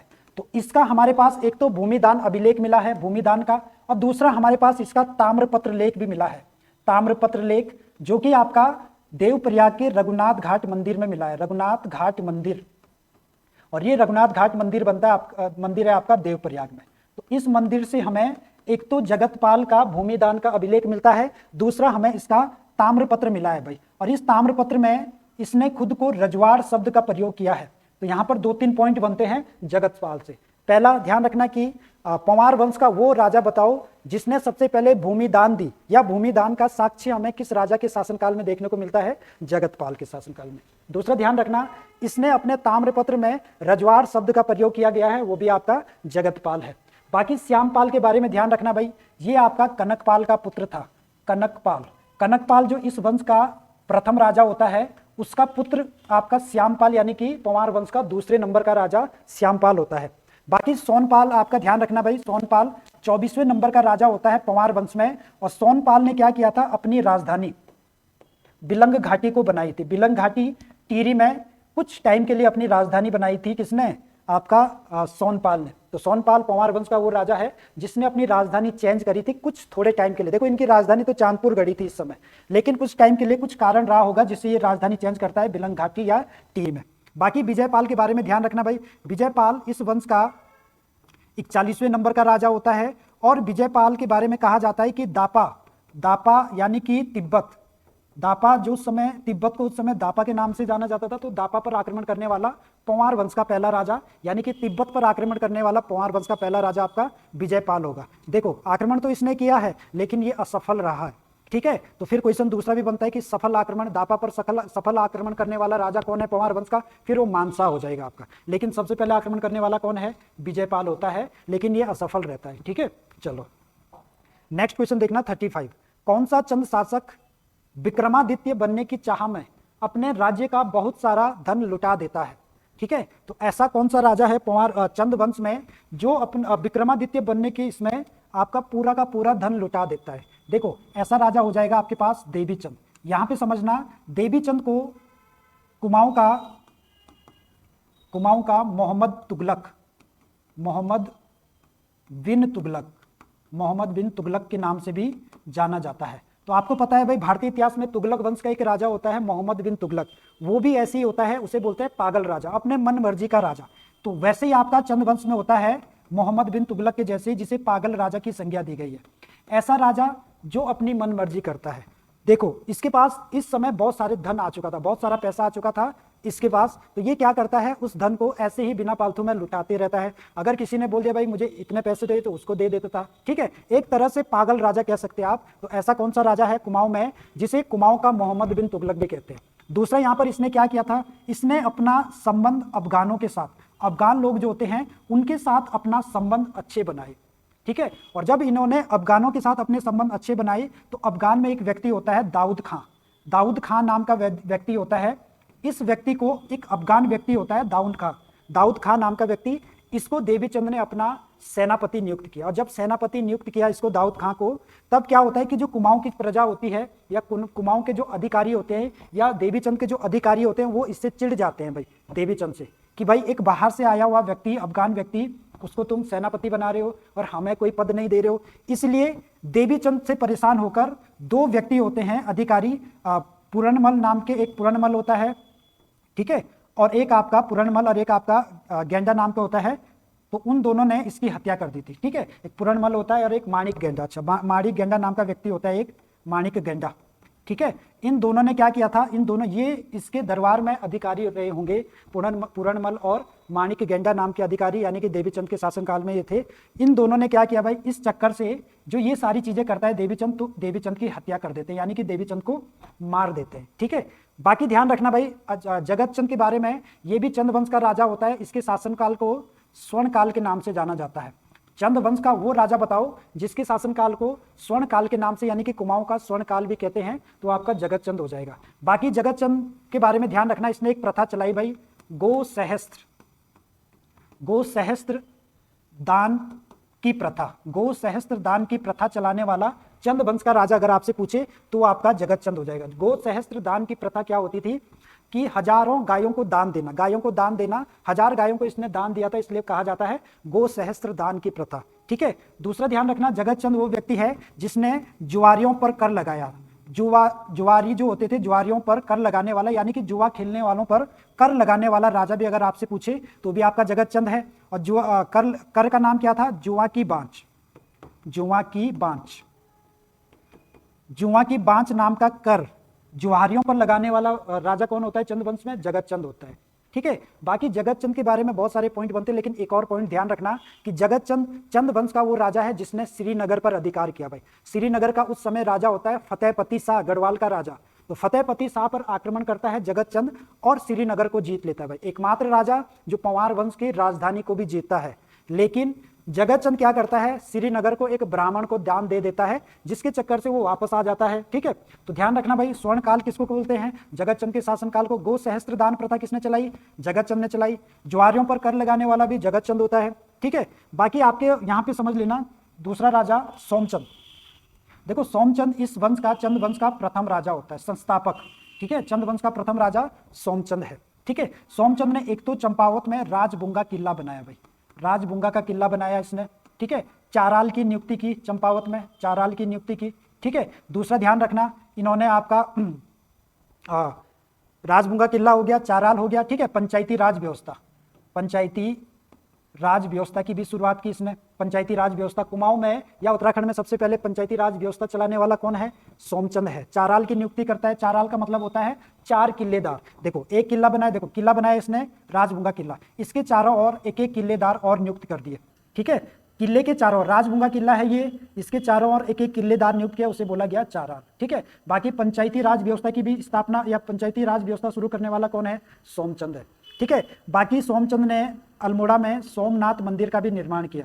अल्मोड़ा में सोमनाथ मंदिर है, उसको बनाने वाला भी कौन है आपका, अल्मोड़ा। सोमनाथ मंदिर अल्मोड़ा में भी है, उसको बनाने वाला कौन है यहाँ पर, सोमचंद हो जाएगा। ठीक है, बाकी सोमचंद के बारे में ध्यान रखना भाई, सोमचंद ने चौथानी ब्राह्मणों की भी नियुक्ति की। देखो चौथानी ब्राह्मण अलग होते हैं, चौथानी ब्राह्मण की नियुक्ति करने वाला आपका कौन है, चौथानी ब्राह्मणों की नियुक्ति करी थी सोमचंद ने। जबकि सरोला ब्राह्मण पूछे, सरोला ब्राह्मणों की नियुक्ति करने वाला अजयपाल होता है। ठीक है, तो ये सारे पॉइंट है भाई आपको ध्यान रखने।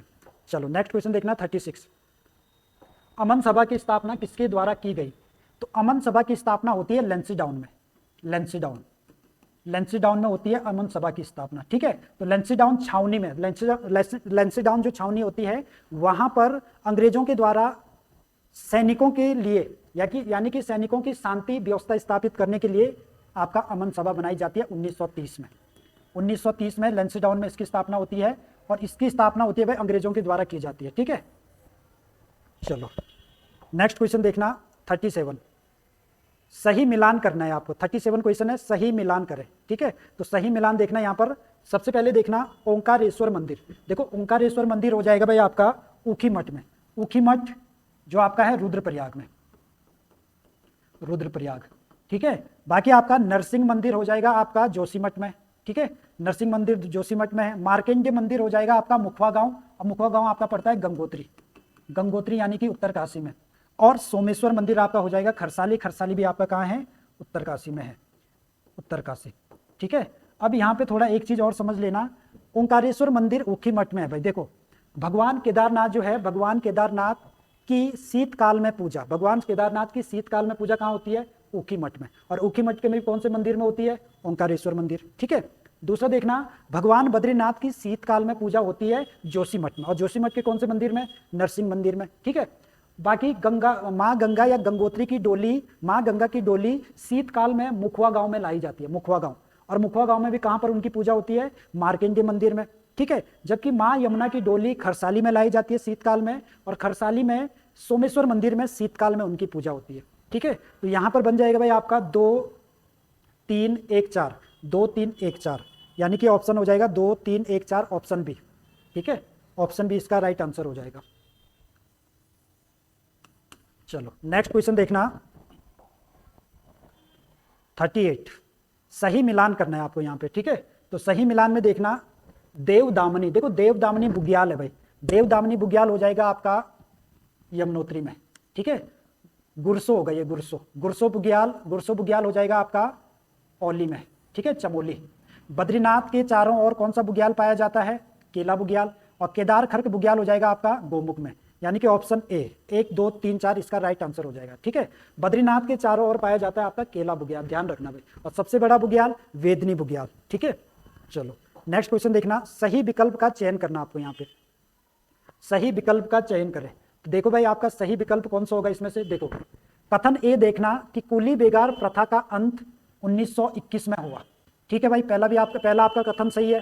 ठीक है, कथन तो आपका सही है। कारण देखना कि इस प्रथा को 1904 में इलाहाबाद हाईकोर्ट ने अवैध घोषित किया था भाई, ये भी आपका सही हो जाएगा। ठीक है, ये भी आपका सही हो जाएगा, दोनों सही है। लेकिन हमें ये देखना है कि कारण क्या, कथन का सही स्पष्टीकरण मिल रहा है। ठीक है, देखो स्पष्टीकरण नहीं मिलेगा, दोनों सही है लेकिन स्पष्टीकरण इसका सही नहीं होगा। ठीक है, ए और आर दोनों सही है। देखो यहाँ पे समझ लेना, कुली बेगार जो प्रथा है, कुली बेगार प्रथा हमारे पास सबसे पहले, बेगार प्रथा जो देखने को मिलती है, बेगार प्रथा ये सबसे पहले हमारे पास उत्तराखंड में कत्यूरी शासन काल में देखने को मिलती है। कत्यूरी वंश के समय एक राजा होता है ब्रह्मदेव, अंतिम राजा कत्यूरी वंश का। तो सबसे पहले बेगार प्रथा हमें कत्यूरी वंश में देखने को मिलती है। इस बेगार प्रथा का जो सबसे पहले विरोध किया गया, कौन थे वो व्यक्ति जिसने सबसे पहले इस प्रथा का विरोध किया था? वो थे आपके पंथिया दादा। पंथिया दादा पौड़ी के रहने वाले थे और मानसा जब राजा था तो उसके आसपास मानसा के शासनकाल में पंथिया दादा ने सबसे पहले बेगार प्रथा का विरोध किया। देखो बेगार प्रथा कत्यूरी शासनकाल से चलती आ रही है, लेकिन सबसे ज्यादा जो इसका क्या बोलते हैं, सबसे ज्यादा जो इसका विरोध हुआ, विरोध यानी कि आप कह सकते हैं सबसे ज्यादा जो इसका गलत इस्तेमाल किया गया इस प्रथा का, तो वो अंग्रेजों ने किया। अंग्रेजों के शासनकाल में 3 प्रकार की प्रथा चलती थी भाई बेगार। एक आपकी कुली बेगार चलती थी अंग्रेजों के शासनकाल में, ठीक है, एक कुली उतार चलती थी, कुली उतार, और तीसरी आपकी कुली बर्दायस, कुली बर्दायस। 3 प्रकार की बेगार प्रथा आपकी अंग्रेजों के शासनकाल में चलती थी। बेगार प्रथा बहुत पहले से चल रही थी, लेकिन अंग्रेजों ने इसका गलत इस्तेमाल किया। 3 प्रकार से ये प्रथा चलती थी अंग्रेजों के शासनकाल में। कुली बेगार यानी कि बिना पैसे से काम करना, उसे बोलते थे कुली बेगार। कुली उतार का मतलब था पैसे तो देते थे लेकिन उतना नहीं देते थे जितना देना चाहिए था। ठीक है, जितना काम किया उतना नहीं देते थे, थोड़ा देते थे, तो उसे बोलते थे कुली उतार।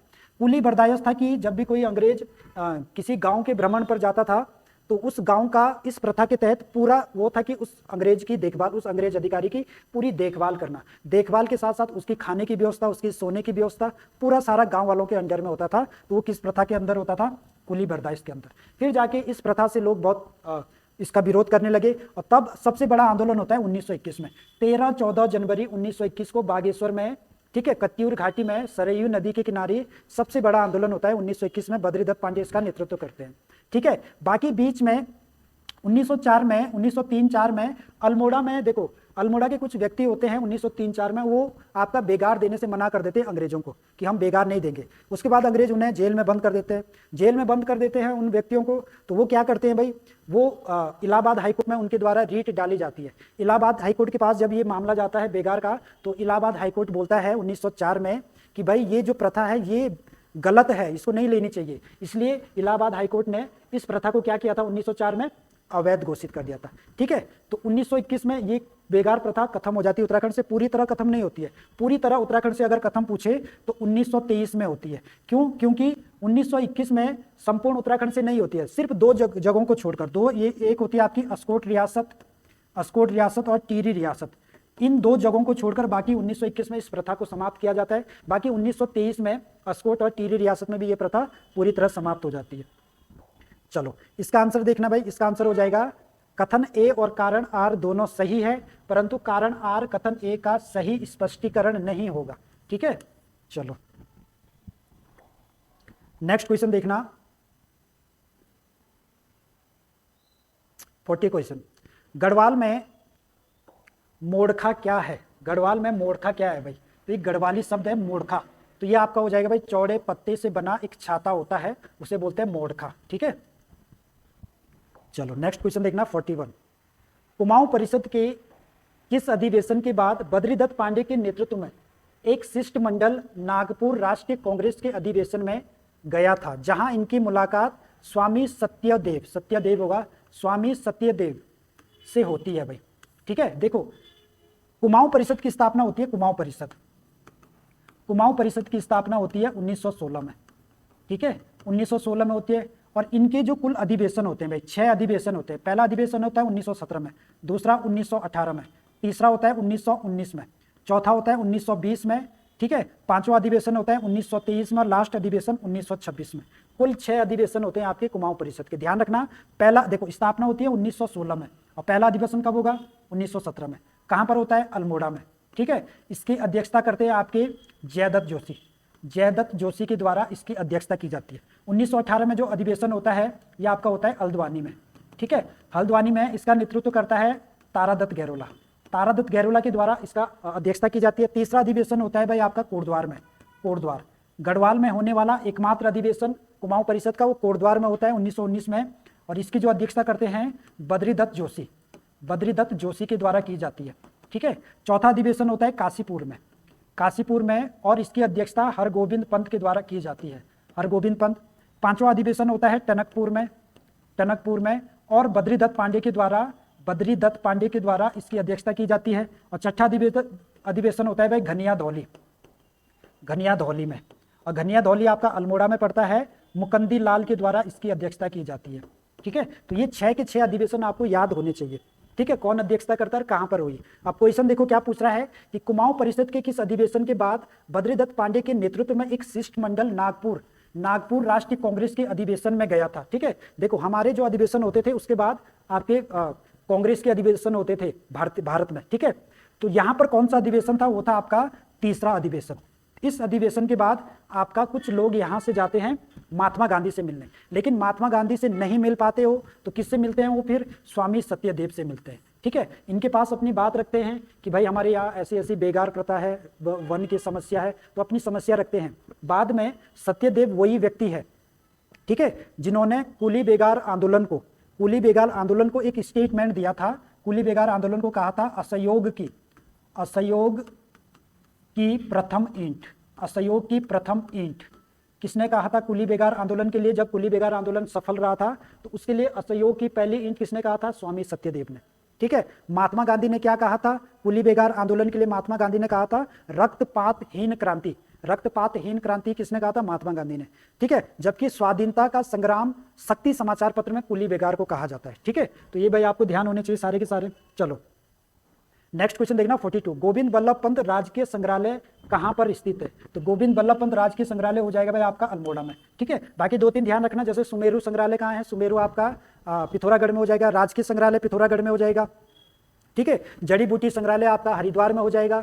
इसके अलावा सबसे पुराना संग्रहालय जो यहाँ पर देहरादून वन संग्रहालय 1914 में बनता है, ठीक है। तो बहुत सारे संग्रहालय जो आपको याद करने हैं। चलो नेक्स्ट देखो 43, निम्नलिखित में से गलत कथन चुनना है आपको यहाँ पे, ठीक है। तो गलत कथन देखो, पहला देखना, किरातों से संधि करने वाला शासक त्रिभुवन राजदेव। देखो कत्यूरी वंश के राजा होते हैं भाई, कत्यूरी वंश का वो पहला राजा बताओ जिसने किरातों से संधि की, त्रिभुवन राजदेव, ठीक है भाई। जागेश्वर के विमानों का निर्माण करने वाला निम्बरदेव, ठीक है भाई ये भी। बद्रीनाथ मंदिर को भूमि दान देने वाला राजा कौन है, पद्मदेव हो जाएगा, पद्मदेव, ठीक है, पद्मदेव ऐसे होगा ये, ठीक है, पद्मदेव। ये भी आपका सही है भाई, पहला भी सही है, दूसरा भी सही है, तीसरा भी सही है। चौथा देखना, बैजनाथ मंदिर का निर्माण करने वाला इष्टगण देव नहीं होगा, ठीक है। बैजनाथ मंदिर को बनाया था आपका भूदेव ने, भूदेव, ठीक है, भूदेव ने बनाया था बैजनाथ मंदिर, यानी कि इसका आंसर हो जाएगा भाई ऑप्शन डी, ठीक है। ऑप्शन डी आपका गलत हो जाएगा। बाकी इष्टगण देव ने क्या किया था, संपूर्ण उत्तराखंड को एक सूत्र में बांधने का कार्य किया था आपका इष्टगण देव ने, और ये सारे के सारे आपके कत्यूरी वंश के राजा थे। चलो नेक्स्ट क्वेश्चन देखना 44, पौधरोपण नीति लागू करने वाला उत्तराखंड का देश का कौन सा राज्य बना है। तो पौधरोपण नीति जो कि उत्तराखंड राज्य ने लागू की थी 2006 में, ठीक है। तो ये देश का पहला राज्य है भाई, ठीक है।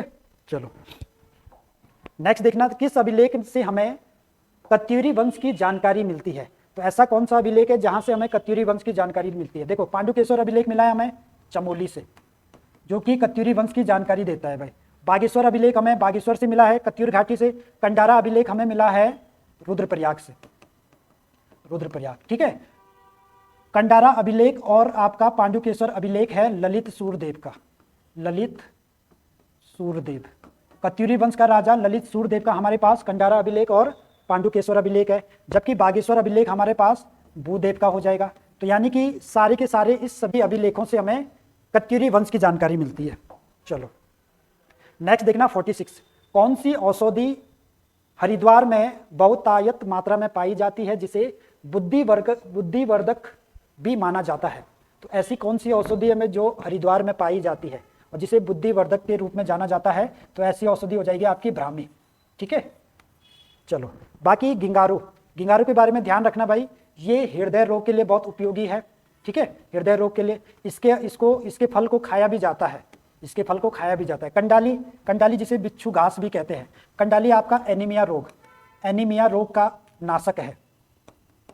एनीमिया रोग का नाशक अगर आपसे पूछे कंडाली है। बाकी कंडाली यूरोपियन मूल का पौधा है भाई, यूरोपियन मूल का पौधा है, ठीक है।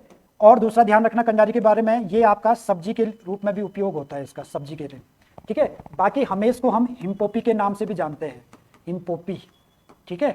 और इसे टमाटर के विकल्प के रूप में, टमाटर के विकल्प के रूप में इसका प्रयोग किया जाता है, किसका, हमेस का, ठीक है। बाकी इसका आंसर क्या हो जाएगा, ब्राह्मी। चलो नेक्स्ट देखना, कत्यूरी वंश के समय कितने विषय थे भाई। तो कत्यूरी वंश के समय कितने विषय, तो ये थे आपके 5 विषय। ध्यान रखना कत्यूरी वंश में जिलों को विषय कहा जाता था, जिले जो होते थे उसे विषय कहा जाते थे। कितने जिले थे, 5 जिले। कौन कौन से भाई, देखो एक आपको ध्यान रखना टंकणपुर विषय, टंकणपुर विषय, ठीक है। दूसरा ध्यान रखना ऐसाल विषय, ऐसाल जिला। तीसरा मायापुर, मायापुर विषय, ठीक है। चौथा आपका ध्यान रखना अंतरंग विषय, अंतरंग विषय। और पांचवा आपका ध्यान रखना कार्तिकेयपुर, कार्तिकेयपुर विषय। तो ये 5 जिले थे 5 विषय से, किसके शासनकाल में, कत्यूरी शासनकाल में, ठीक है। चलो नेक्स्ट देखना, राज्य का कौन सा पर्यटक स्थल लंगूर व सिलगाड़, देखो लंगूरगाड़ होगा ये, लंगूरगाड़ और सिलगाड़ नदी के संगम पर बसा है। देखो लंगूरगाड़ और सिलगाड़ की नदी पर बसा है आपका दुगड्डा, ठीक है। देखो लंगूरगाड़ आ रही है, ठीक है, और इधर से आपका ये सिलगाड़ नदी आ रही है। ये लंगूरगाड़ है आपकी, लंगूरगाड़, ठीक है। लंगूरगाड़ है जो कि लेंसीडाउन से होते हुए आती है लंगूरगाड़। बाकी पौड़ी से एक और छोटी नदी आती है सिलगाड़, सिलगाड़ नदी। इन दोनों का संगम होता है आपका दुगड्डा में, दुगड्डा में इन दोनों नदियों का संगम होता है भाई। लंगूरगाड़, सिलगाड़, दुगड्डा में इनका संगम होता है। आगे जब इनका संगम हो जाता है तो इसके बाद जो ये नदी है ये आगे बहती है, तो ये इसका नाम हो जाता है खो नदी, खो नदी, ठीक है, खो नदी। और ये बाद में उत्तर प्रदेश में रामगंगा से मिल जाती है, पश्चिमी रामगंगा से मिल जाती है उत्तर प्रदेश में खो नदी। खो नदी किन 2 नदियों से बनी है, लंगूरगाड़ और सिलगाड़। इन दोनों का संगम दुगड्डा में होता है। बाकी यहाँ पर बीच में आपका हो जाएगा कोटद्वार, कोटद्वार, ठीक है। कोटद्वार से पहाड़ियों से आ रही एक नदी, ठीक है, जिस नदी का नाम है मालिनी नदी, मालिनी नदी। तो कोटद्वार मालिनी और खो नदी के मध्य है। कोटद्वार आपका मालिनी और खो नदी के मध्य, कोटद्वार आपका किसके मध्य हो जाएगा, मालिनी और खो नदी के मध्य कौन सा है, कोटद्वार हो जाएगा, ठीक है। और मालिनी नदी यहाँ से निकलती है भाई कोटद्वार की पहाड़ियों से, और इधर आपका गंगा में मिल जाती है। मालिनी किसकी सहायक नदी है, गंगा की, जबकि खो नदी किसकी सहायक नदी है, रामगंगा की सहायक नदी है, ठीक है। बाकी यहाँ पर ध्यान देना रानीखेत के बारे में। देखो रानीखेत आपका जो है ये अल्मोड़ा में है भाई, और ये झूला देवी मंदिर पर है, झूला देवी पर्वत, झूला देवी पर्वत पर आपका कौन सा शहर बसा है, तो ये आपका रानीखेत हो जाएगा। बाकी रानीखेत में बहुत सारी चीज़ें भाई, एक तो आपको ध्यान रखना भालू बांध, भालू बांध अगर आपसे पूछे अल्मोड़ा में है, रानीखेत में। नागदेव ताल है, नागदेव ताल, नागदेव ताल भी आपका कहाँ पर है, रानीखेत में है। और रानीखेत को एक अमेरिका न्यायाधीश होता है, अमेरिकी व्यक्ति होते हैं विलियम डोगल्स नाम के, विलियम डोगल्स ने रानीखेत को विश्व का सर्वोत्तम हिल स्टेशन की संज्ञा भी दी है। तो ध्यान रखना रानीखेत के बारे में, ठीक है। चलो नेक्स्ट देखना 49, निम्न में से राज्य का कौन सा बाजार ऊनी कपड़ों जैसे साल, कालीन, पश्मीना आदि के लिए प्रसिद्ध है। तो ऐसा कौन सा शहर है जहां पर सॉल, कालीन और पश्मीना आदि मिलता है, तो वह आपका मुंशियारी पिथौरागढ़ में है। चलो नेक्स्ट क्वेश्चन देखना, कामाख्या देवी मंदिर, कामाख्या देवी मंदिर राज्य के किस जिले में स्थित है भाई।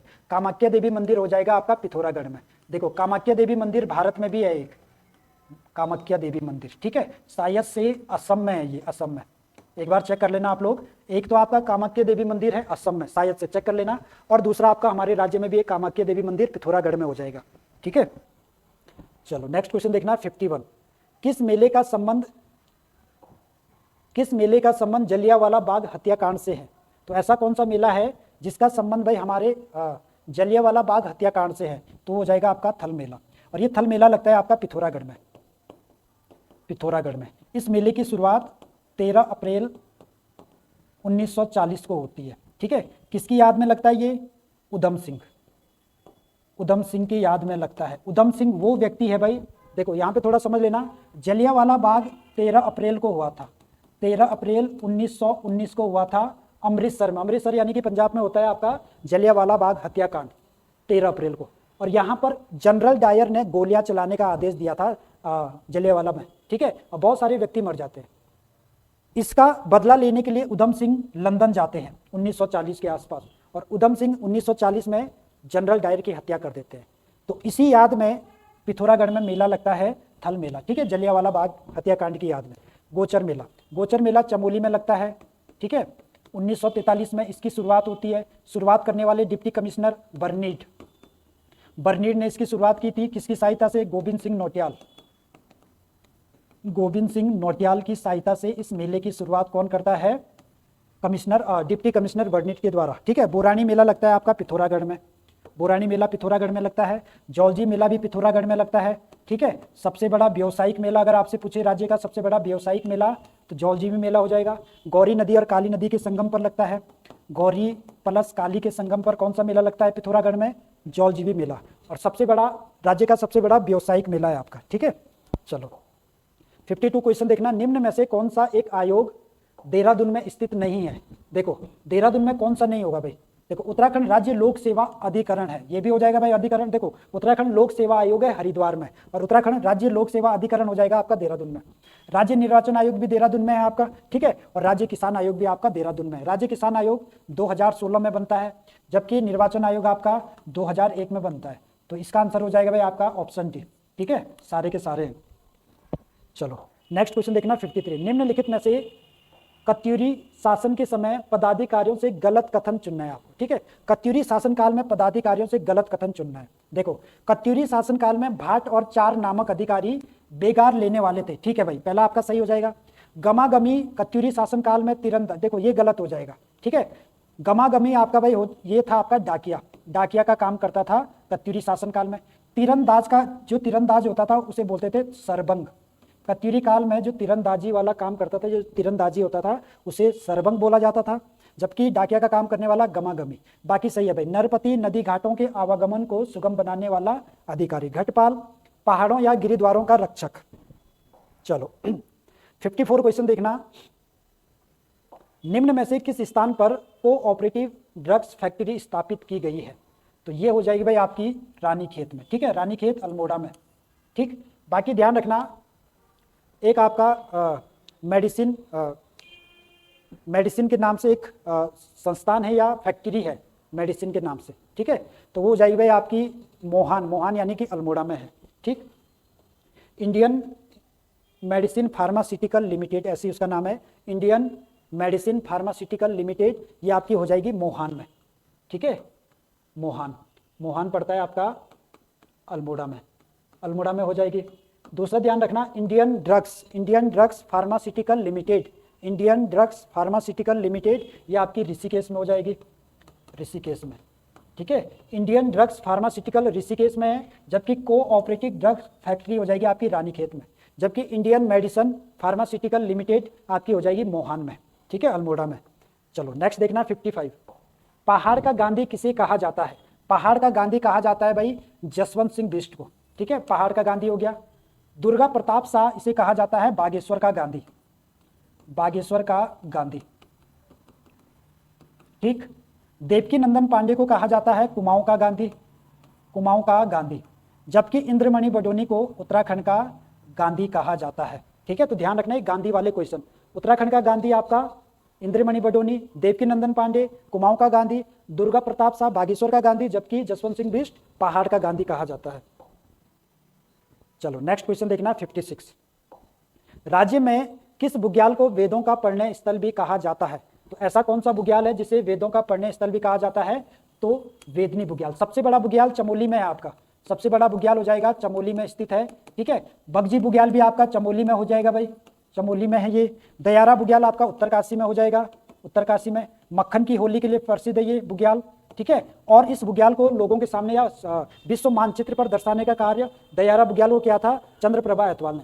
केला बुग्याल अभी बताया था मैंने, केला बुग्याल आपका बद्रीनाथ के चारों ओर पाया जाता है आपका केला बुग्याल। 57, पंचायत निकाय में जिला पंचायत की वर्ष में कितनी बैठकें होनी चाहिए? ठीक है, तो कितनी बैठकें होनी चाहिए जिला पंचायत की वर्ष में? 4 बैठकें, ठीक है। नेक्स्ट देखना 58, निम्न में से कौन सी विधानसभा सीट एक अन्य से भिन्न है? ठीक है, देखो विधानसभा सीट घनसाली, थराली और बागेश्वर, ठीक है। देखो यहाँ पे समझना क्या पूछ रहा है कि कौन सी विधानसभा सीट एक अन्य से भिन्न है। देखो विधानसभा सीट हम देखें तो विधानसभा की कितनी सीटें हमारे राज्य में, विधानसभा की हो जाएगी 70 सीटें, जिसमें से 13 एससी के लिए हैं और 2 एसटी के लिए हैं। ठीक है, तो अगर हम एससी की सीटें देखें, एससी की, तो एससी की सीटें कहाँ कहाँ पर है, 13 सीटें, तो वो भी आपको ध्यान रखें। देखो घनसाली हो जाएगी आपकी टिहरी में, ये एससी के लिए है भाई। ठीक है, बाकी थराली हो जाएगी आपकी चमोली में, ये भी एससी के लिए है। बागेश्वर आपकी हो जाएगी बागेश्वर में, ये भी एससी के लिए है। यमुनोत्री सीट एससी के लिए नहीं है। ठीक है, यमुनोत्री सीट जो है ये आपका एससी के लिए नहीं है भाई, तो इसका आंसर क्या हो जाएगा, ऑप्शन डी। अब देखो एससी की उत्तरकाशी में कौन सी सीट है, पुरोला सीट। ठीक है, ये हो जाएगी आपकी उत्तरकाशी में। बाकी देहरादून में राजपुर सीट है आपकी देहरादून में एससी के लिए। ठीक है, बाकी हरिद्वार में देखो, हरिद्वार में 3 सीटें हैं भाई। हरिद्वार में एक है ज्वालापुर, ठीक है, झबरेड़ा और भगवानपुर एससी के लिए हरिद्वार में 3 सीटें हैं। ठीक है, ध्यान रखना 3 सीटें कौन कौन सी है, ज्वालापुर, झबरेड़ा और भगवानपुर। ठीक, इसके अलावा हम देखें तो कौन सी बची है, नैनीताल सीट है। ठीक है, अल्मोड़ा में सोमेश्वर सीट है, अल्मोड़ा में सोमेश्वर है। ठीक है, कौन सी बची है, पौड़ी में आपकी पौड़ी सीट है। ठीक है, तो 1 2 3 4 5 6 7 8 9 10 11, 2 कौन सी बची अब। ठीक है, चंपावत में है नहीं, बागेश्वर हो गई। ठीक है, नैनीताल, सोमेश्वर, पौड़ी, बाकी पौड़ी सीट हो गई, पौड़ी भी हो गई, पौड़ी नहीं हुई, पौड़ी हो गई। ठीक है, रुद्रप्रयाग तो है नहीं, अल्मोड़ा हो गई, सोमेश्वर, पिथौरागढ़ गंगोली हाट, पिथौरागढ़ में गंगोली हाट है, और एक आपकी उधम सिंह नगर है बाजपुर। तो ये 13 की 13 सीटें भाई आपको ध्यान होना चाहिए कि कौन कौन सी एससी के लिए है भाई। बाकी ये घनसाली टिहरी में, थराली चमोली में, बागेश्वर सीट है एससी के लिए। ठीक है, पुरोला उत्तरकाशी में, राजपुर सीट आपकी देहरादून में, ज्वालापुर, झबरेड़ा, भगवानपुर आपकी हरिद्वार में है। ठीक है, नैनीताल सीट है, सोमेश्वर, अल्मोड़ा, पौड़ी सीट है, बाजपुर आपका उधम सिंह नगर, गंगोली हाट आपकी पिथौरागढ़ में है। तो ये आपकी 13 की 13 सीटें हैं जो कि एससी के लिए हैं भाई। चलो नेक्स्ट क्वेश्चन देखना, 2011 की जनगणना के अनुसार जनसंख्या वृद्धि दर में सर्वाधिक गिरावट किस जनपद में देखने को मिली। ठीक है, देखो हमारा जनसंख्या वृद्धि दर 2011 की जनगणना के अनुसार जनसंख्या वृद्धि दर हो जाएगा 18.81%। 2011 की जनगणना के अनुसार हमारा जनसंख्या वृद्धि दर कितना है, 18.81%। ठीक है, अगर आपसे क्वेश्चन ऐसे पूछे कि सर्वाधिक जनसंख्या वृद्धि दर किस सन में हुआ था, तो 1971 से 81 के बीच में। ठीक है, जो कि कितना रहा था, 27.45%, इतना था। सबसे ज्यादा जनसंख्या वृद्धि दर अभी तक हमारे राज्य में 1971 से 81 की जनगणना में हुआ था। ठीक है, और वर्तमान में पूछे 2011 की तो 18.81% है, जो कि पूरे भारत में 18वें नंबर पर हमारा राज्य है जनसंख्या वृद्धि दर में। 18वें नंबर पर आता है उत्तराखंड। बाकी सबसे ज्यादा जनसंख्या वृद्धि दर उधम सिंह नगर में है भाई, उसके बाद आपका देखें तो देहरादून में है, उसके बाद आपका हरिद्वार में है। ठीक है, ये 3 जिले, इसके बाद नैनीताल में है सबसे ज्यादा। सबसे कम जनसंख्या वृद्धि दर वाला जिला है पौड़ी है। ठीक है, पौड़ी के बाद आपका हो जाएगा अल्मोड़ा हो जाएगा, अल्मोड़ा के बाद आएगा आपका टिहरी। सबसे कम जनसंख्या वृद्धि दर वाले 3 जिले, सबसे ज्यादा जनसंख्या वृद्धि दर वाले 3 जिले, ये ज्यादा वाले ये कम वाले हैं। यहाँ पर क्वेश्चन क्या पूछ रहा है कि 2011 की जनगणना के अनुसार जनसंख्या वृद्धि दर में सर्वाधिक गिरावट, सबसे ज्यादा गिरावट हुई थी आपकी टिहरी में। देखो गिरावट अलग होता है, सबसे कम गिरावट तो पिछले की तुलना में पूछते हैं, सबसे कम है पौड़ी में, लेकिन सबसे ज्यादा गिरावट कहां पर हुई थी, टिहरी में। और सबसे ज्यादा वृद्धि, अगर ये पूछे कि सबसे ज्यादा वृद्धि कहां पर हुई इस बार, सबसे ज्यादा वृद्धि हुई थी देहरादून और हरिद्वार में। पिछली बार की तुलना में देहरादून और हरिद्वार में सबसे ज्यादा वृद्धि हुई। सबसे ज्यादा गिरावट टिहरी में, और सबसे कम गिरावट पूछे तो उधम सिंह नगर में। ठीक है, तो ध्यान रखना, क्वेश्चन थोड़ा अटपटी टाइप के पूछते हैं कि सबसे कम, तो देखो सबसे कम है पौड़ी में जनसंख्या वृद्धि दर, लेकिन सबसे ज्यादा गिरावट कहां पर हुई, टिहरी में। सबसे कम गिरावट उधम सिंह नगर में, सबसे ज्यादा वृद्धि कहां पर हुई, देहरादून और हरिद्वार में। ठीक है, चलो नेक्स्ट क्वेश्चन देखना, सही मिलान करना है, क्षेत्रफल के आधार पर आपको सही मिलान करना है भाई। देखो यहाँ पे देखना, उत्तरकाशी का क्षेत्रफल कितना है, उत्तरकाशी का क्षेत्रफल हो जाएगा 80-16, चंपावत का सबसे कम है आपका 1766, रुद्रप्रयाग का भाई आपका 1984 हो जाएगा, और चमोली का आपका 80-30 सबसे ज्यादा है। ठीक है, यानी कि 2-4-1-3 यानी कि ऑप्शन डी। देखो क्षेत्रफल आपको 13 के 13 जिलों का भी ध्यान रखना है भाई। देखो सबसे ज्यादा क्षेत्रफल वाला जिला है चमोली, उत्तरकाशी, पिथौरागढ़, पौड़ी। ठीक है, शुरू के 4 तो आपको जरूर ध्यान रखना है। ठीक है, चमोली का 80-30 है, उत्तरकाशी का 80-16 है, फिर पिथौरागढ़ का है 70-90। ठीक है। उसके बाद पौड़ी का आएगा आपका 53-29 है। फिर उसके बाद नैनीताल का आएगा 42, ठीक है, 42-51 है। उसके बाद आपका टिहरी का आएगा, ठीक है, टिहरी का आपका 36, टिहरी का आपका 36-42 है। उसके बाद आपका है अल्मोड़ा का है 31-3100 कुछ है, ठीक है। फिर आपका देहरादून का है 30-88। सबसे कम में ध्यान रखना, सबसे कम है आपका चंपावत, चंपावत का है 1766 वर्ग किलोमीटर। उसके बाद आपका है रुद्रप्रयाग का 1984, उसके बाद बागेश्वर का 2246 वर्ग किलोमीटर। उसके बाद आपका हरिद्वार का है, ठीक है, 2300 कुछ है, 2300, ठीक है, 2360 है, सही 2360 है। उसके बाद आपका उधम सिंह नगर का है 2542, ठीक है। इसके बाद आपका फिर देहरादून आ जाएगा 3088, ठीक है। तो ऐसे ध्यान रखना आपका क्षेत्रफल में। चलो नेक्स्ट देखना, देश का पहला स्नो लेपर्ड कंजर्वेशन सेंटर कहां पर बनाया जा रहा है? तो देश का पहला है भाई, तो देश का पहला है तो ये कहां पे बनाया जा रहा है? ये बनाया जा रहा है Gangotri national park, Gangotri national park में। गंगोत्री नेशनल पार्क उत्तरकाशी में पड़ता है, ठीक है। तो गंगोत्री नेशनल पार्क ऑप्शन में है नहीं, तो ये उत्तरकाशी में हो जाएगा, ठीक है, गंगोत्री नेशनल पार्क। चलो नेक्स्ट देखना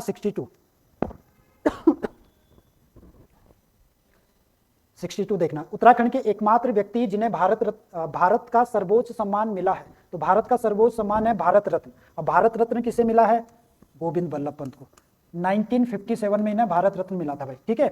चलो नेक्स्ट देखना 63, पर्यावरण मित्र योजना 2006 में कहां से शुरू हुई? 2006 में ये श्रीनगर से शुरू होती है और इसको शुरू करने वाले हरक सिंह रावत के द्वारा पर्यावरण मित्र योजना शुरू की गई थी। चलो नेक्स्ट देखना 64, विवेकानंद पर्वतीय कृषि अनुसंधान संस्थान कहाँ स्थापित है? ठीक है, देखो विवेकानंद पर्वतीय कृषि अनुसंधान संस्थान की स्थापना 1924 में होती है और ये होती है भाई पहले कोलकाता में, ठीक है। और इसको बनाने वाले होते हैं बोसी सेन के द्वारा 1924 में कोलकाता में इसकी स्थापना की जाती है। इसके बाद 1936 में इसको अल्मोड़ा लाया जाता है, ठीक है। तो वर्तमान स्थिति कहाँ है इसकी? अल्मोड़ा में। तो कहाँ पर है ये? अल्मोड़ा में है, 1936 में लाया जाता है। चलो नेक्स्ट क्वेश्चन देखना 65, चौखा घाट किस जिले में स्थित है? ठीक है,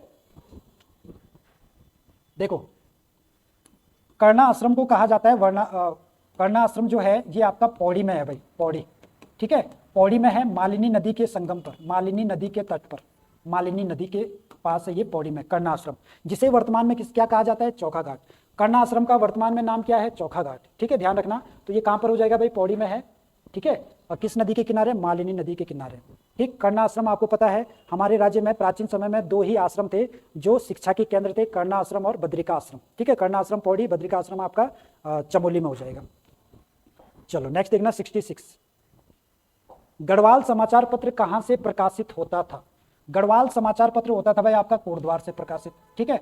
1902 में निकला, 1902 में निकाला गया गढ़वाल समाचार पत्र गिरजादत्त नैथानी के द्वारा, गिरजादत्त नैथानी के द्वारा इस समाचार पत्र को निकाला गया, ठीक है।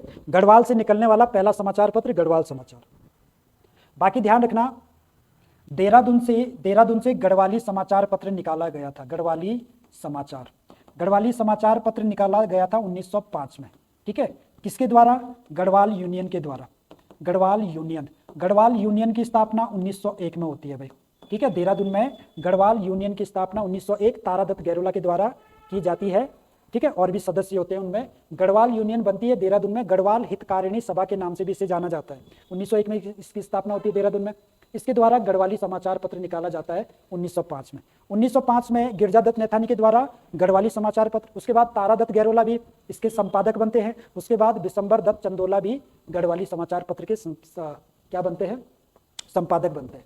बाकी पौड़ी से ध्यान रखना भाई, पौड़ी से एक तो विशाल कीर्ति समाचार पत्र निकाला गया पौड़ी से 1913 में, ठीक है। सदानंद कुकरेती के द्वारा ये पत्र निकाला गया विशाल कीर्ति पौड़ी से, ठीक है। गढ़वाली भाषा में निकलने वाला पहला समाचार पत्र है विशाल कीर्ति, जबकि गढ़वाल समाचार नहीं है। गढ़वाल समाचार और गढ़वाली समाचार दोनों हिंदी भाषा में होते थे, उसमें लेख लिखे जाते थे गढ़वाली में, लेकिन पूरा गढ़वाली भाषा में पहला समाचार कौन सा है? विशाल कीर्ति, ठीक है। सदानंद कुकरेती के द्वारा निकाला गया था। और किस प्रेस से निकाला गया ये भी ध्यान रखना, बद्री केदार प्रेस में इस समाचार पत्र को निकाला गया था सदानंद कुकरेती के द्वारा। बाकी गढ़वाली समाचार पत्र ये आपका गढ़वाली प्रेस क्लब के द्वारा गढ़वाल यूनियन के द्वारा निकाला गया था, लेकिन एक प्रेस थी यहाँ पर, उसको भी ध्यान रखना भाई आपको कौन सी प्रेस थी वो,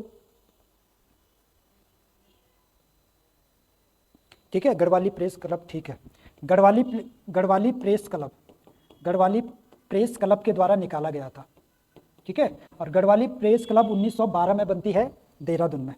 इसके द्वारा कौन सा समाचार पत्र निकाला गया, गढ़वाली समाचार, बद्री केदार प्रेस से विशाल कीर्ति, ठीक है। बाकी समाचार में ध्यान रखना, देखो दुगड्डा से भी निकाला गया था समाचार पत्र, यहाँ पे दुगड्डा से एक संदेश और गढ़देश नामक समाचार पत्र, ठीक है, इनके द्वारा दुगड्डा से निकलते थे। बाकी उत्तराखंड का पहला समाचार पत्र द हिल्स मसूरी से निकला, ठीक है, 1842 में। हिंदी में निकलने वाला पहला समाचार पत्र समय विनोद 1868 में नैनीताल से निकलता था, जसपुर से, ठीक है।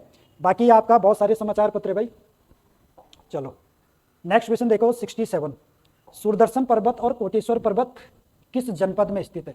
सूरदर्शन पर्वत और कोटेश्वर पर्वत ये हो जाएंगे आपके उत्तरकाशी में, ठीक है, कंफ्यूज मत होना। सूरदर्शन राजा जो था सूरदर्शन शाह, उसने टिहरी में राज किया, ठीक है, तो टिहरी में नहीं होगा पर्वत। कोटेश्वर गुफा अगर पूछे आपके, कोटेश्वर गुफा आपकी है कोटेश्वर गुफा रुद्रप्रयाग में है, जबकि कोटेश्वर पर्वत और सूरदर्शन पर्वत दोनों कहाँ हो जाएंगे, उत्तरकाशी में हो जाएंगे। चलो नेक्स्ट देखो 68,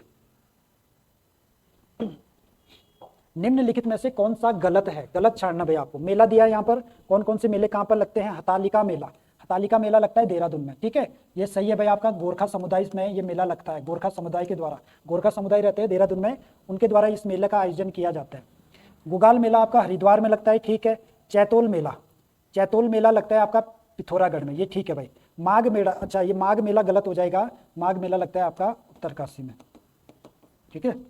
चलो 69 क्वेश्चन देखना, राज्य में वैद्य शास्त्र अनुसंधान केंद्र की स्थापना किस स्थान पर की गई थी। तो राज्य में ये देवप्रयाग में इसकी स्थापना की गई थी।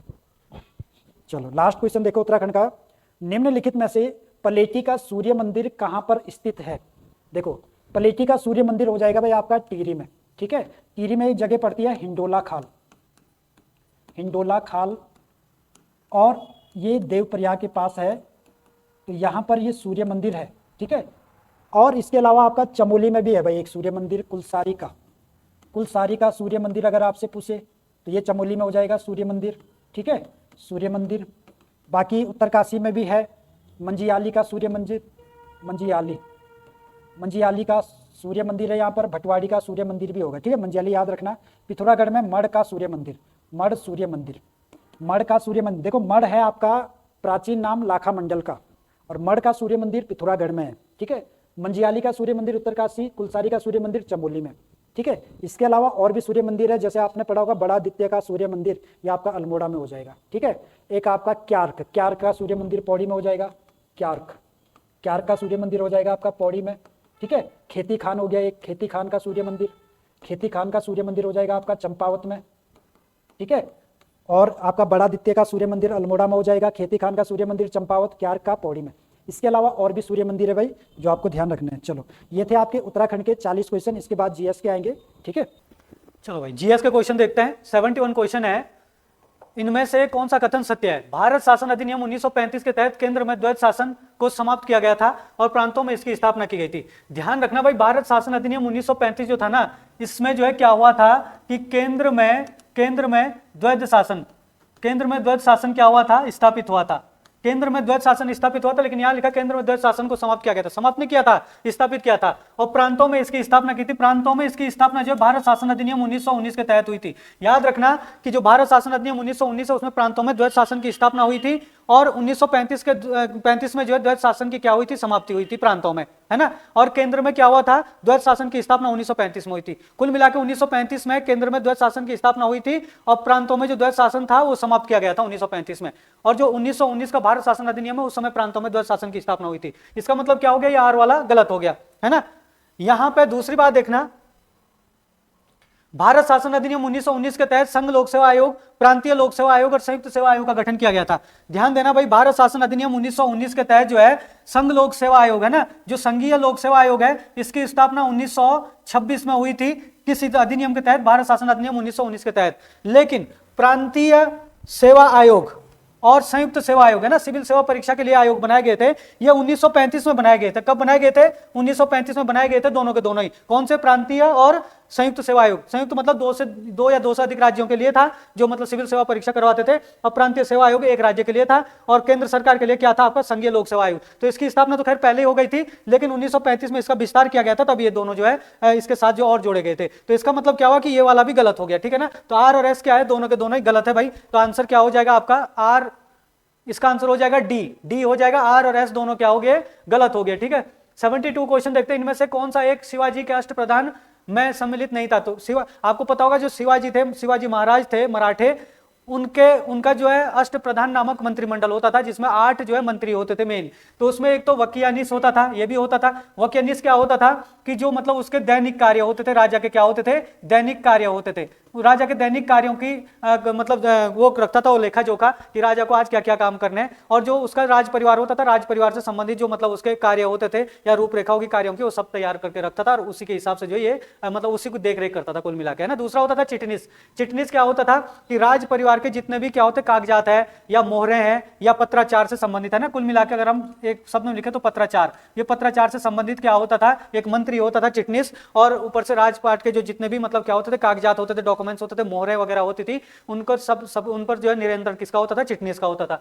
एक होता था सर ए नौबत। सर ए नौबत क्या होता था? एक हिसाब से हम क्या बोल सकते हैं इसको? सेनापति बोल सकते हैं। क्या बोल सकते हैं? सेनापति। जो सेना का जो सबसे सर्वोच्च अधिकारी होता था उसको सेनापति होता है, और उसी सेनापति को क्या बोलते थे? अष्टप्रधान नामक मंत्रिमंडल में सर ए नौबत बोलते थे। बाकी बीतीची जो है इसमें नहीं होता था अष्टप्रधान मंत्रिमंडल में, तो जो नहीं था वो यही था आपका। ये आपका आंसर हो गया, ठीक है। अगला क्वेश्चन है, जब 1937 में संघीय न्यायालय की स्थापना हुई थी तो इसके प्रथम मुख्य न्यायाधीश कौन बने थे? देखो भाई, आपको ध्यान रखना है, जो 1937 में संघीय न्यायालय की स्थापना हुई थी, ये स्थापना जो है किस अधिनियम के तहत हुई थी? भारत शासन अधिनियम।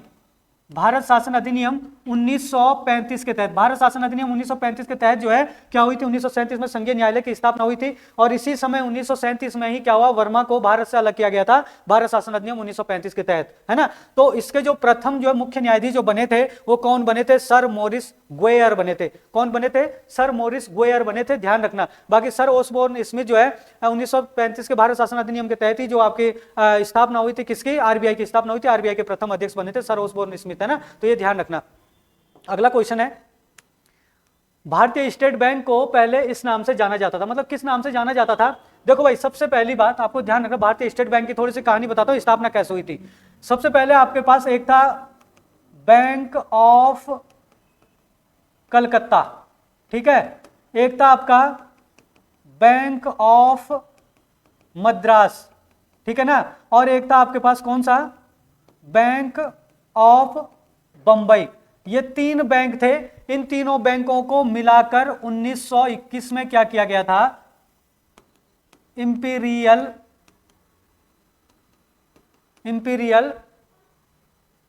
बैंक ऑफ इंडिया, इसकी स्थापना की गई थी। और इसी का नाम बदलकर बाद में क्या किया गया था? 1955 में एसबीआई किया गया था। तो एसबीआई की स्थापना 1955 मानी जाती है, लेकिन एसबीआई को ही 1955 से पहले इंपीरियल बैंक ऑफ इंडिया के नाम से जाना जाता था। तो इसका नाम क्या हो जाएगा? Imperial bank of India. तो ए इसका क्या हो जाएगा? आंसर हो जाएगा। चलो अगला क्वेश्चन देखते हैं, मौलिक अधिकारों एवं अल्पसंख्यकों से संबंधित परामर्श समिति के अध्यक्ष कौन थे? देखो, कुल मिला के जब हमारा संविधान लिखा जा रहा था, भारत का संविधान जब लिखा जा रहा था, तो मौलिक अधिकारों एवं अल्पसंख्यकों से संबंधित क्या होती थी? एक समिति बनाई गई थी जिसका नाम था परामर्श समिति। इस परामर्श समिति के जो अध्यक्ष थे वो थे सरदार वल्लभ भाई पटेल। तो आपका आंसर क्या हो जाएगा? डी। कई बार ऐसा आता है कि परामर्श समिति के अध्यक्ष कौन थे, तो सरदार वल्लभ भाई पटेल थे, ठीक है। तो डी आंसर हो जाएगा। अगला क्वेश्चन है, भारत में रेलवे बजट को आम बजट से 1924 में अलग किया गया था। रेलवे बजट को आम बजट में पुनः कब शामिल किया गया? देखो, भारत में जो रेलवे बजट था, है ना, भारत में जो रेलवे बजट था, इस रेलवे बजट को सबसे पहले 1924 में क्या किया गया था? आम बजट से जो बजट होता केंद्र सरकार का, उससे क्या किया गया था? अलग किया गया था। और बाद में क्या हुआ कि 2007 में जब नरेंद्र मोदी की सरकार आई थी, उस समय 2007 में जो है इसको फिर से आम बजट में शामिल किया गया था। तो 2017 इसका क्या हो जाएगा? आंसर हो जाएगा। बहुत महत्वपूर्ण है भाई, ठीक है। अगला क्वेश्चन है, जब सरकार द्वारा मुद्रा के किसी प्रतिरूप को प्रचलन से बाहर करने का निर्णय लिया जाता है तो इस प्रक्रिया को क्या कहते हैं? पहले समझना जरा ये क्वेश्चन बोल क्या रहा है इसमें।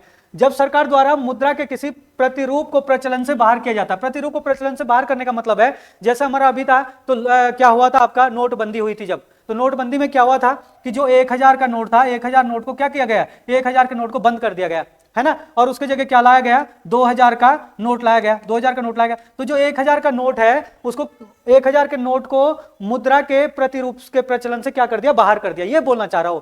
तो इस प्रक्रिया को क्या कहते हैं, तो इस प्रक्रिया को कहते हैं यहां पे मुद्रीकरण कहते हैं भाई। कहने सही मिलान कीजिए, देखो भाई विधि द्वारा स्थापित प्रक्रिया, ये जो विधि द्वारा स्थापित प्रक्रिया है ये किस देश के संविधान से ली गई है, ये कहना चाह रहा है, तो ये जो है आपका जापान के संविधान से ली गई। भाई विधि द्वारा स्थापित प्रक्रिया किस देश के संविधान से ली गई है, तो ये ली गई है भाई जापान के संविधान से।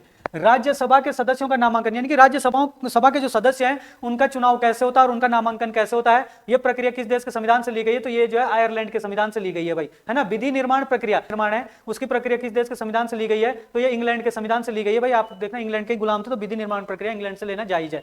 संसद के दोनों सदनों की संयुक्त बैठक जो है इसकी जो अवधारणा है किस देश के संविधान से ली गई है, तो ऑस्ट्रेलिया के संविधान से। तो इसका आंसर क्या हो जाएगा, पहले का चौथा, दूसरे का तीसरा, तीसरे का दूसरा और चौथे का पहला, तो डी आंसर हो जाएगा। अगला क्वेश्चन देखते हैं। अगला क्वेश्चन है अनुच्छेद 279A किससे संबंधित है। देखो भाई अनुच्छेद 279A जो है जीएसटी परिषद से संबंधित है। देखना आप लोग कि जीएसटी परिषद क्या है, थोड़ा इसके बारे में देखना। ये प्रश्न अलग से पेपर में बनेगा कि जीएसटी परिषद में कुल सदस्य कितने होते हैं। आप लोगों ने देखा होगा जो जीएसटी लगाई जाती है, जीएसटी से संबंधित क्या बनती है, जीएसटी परिषद बनती है। जीएसटी परिषद में कुल 33 सदस्य होते हैं, याद रखना। और जो 33 सदस्य होते हैं ना, 33 सदस्यों में क्या होता है, एक तो होगा केंद्रीय वित्त मंत्री, क्या होगा आपका केंद्रीय वित्त मंत्री, केंद्रीय वित्त मंत्री होगा।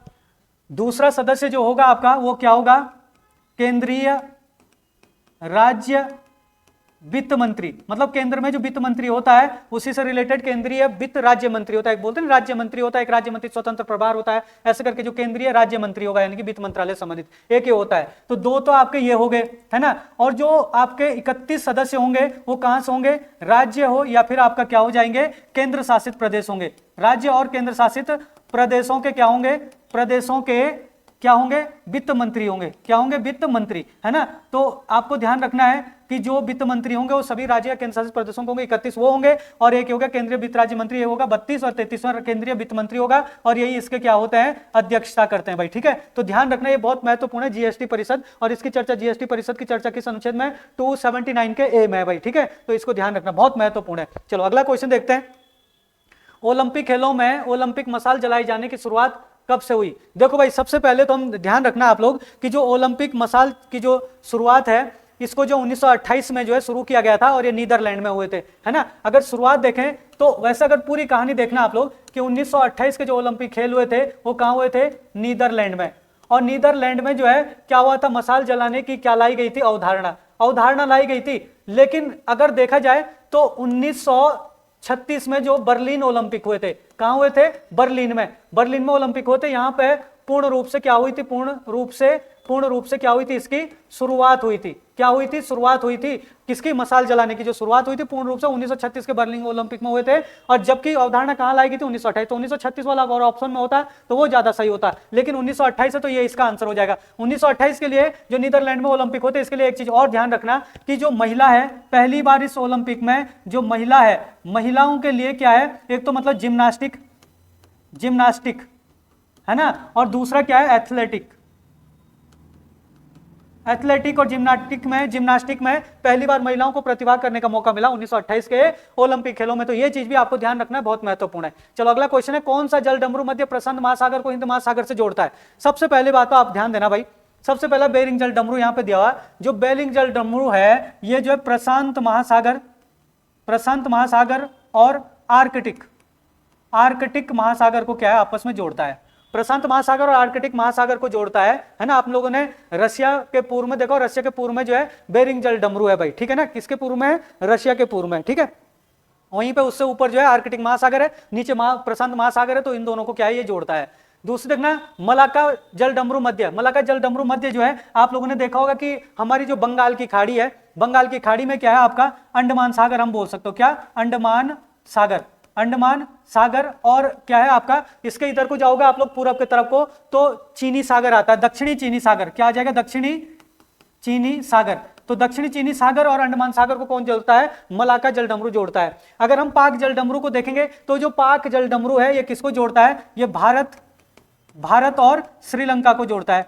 भारत और श्रीलंका को कौन जोड़ता है? पाक जल डमरू जोड़ता है। अगर आप कुक जल डमरू देखोगे तो कुक जल डमरू जो है किसको जोड़ता है? आप लोगों ने एक नाम सुना होगा भाई, एक नाम सुना होगा आप लोगों ने, तस्मान सागर, है ना, न्यूजीलैंड के पूर्व में पड़ता है। तो ये तस्मान सागर और प्रशांत महासागर को जोड़ता है, प्रशांत महासागर को जोड़ता है। तो तस्मान सागर कहां पड़ता है? न्यूजीलैंड में पड़ता है, न्यूजीलैंड के पूर्व में पड़ता है। तो तस्मान सागर और प्रशांत महासागर को कुक जल डमरू जोड़ता है। लेकिन यहां पर देखना प्रश्न, कौन सा जल डमरू मध्य प्रशांत महासागर को हिंद महासागर से जोड़ता है? ध्यान देना कि जो अंडमान निकोबार द्वीप समूह है ये किस में पड़ता है? हिंद महासागर में पड़ता है। अंडमान सागर किसका हिस्सा है? हिंद महासागर का हिस्सा है। और जो दक्षिणी चीनी सागर है ये किसका हिस्सा है? ये है प्रशांत महासागर का हिस्सा। तो ये जो मलक्का जल डमरू मध्य है यही प्रशांत महासागर और हिंद महासागर को क्या है? जोड़ता है। तो बी इसका आंसर हो जाएगा।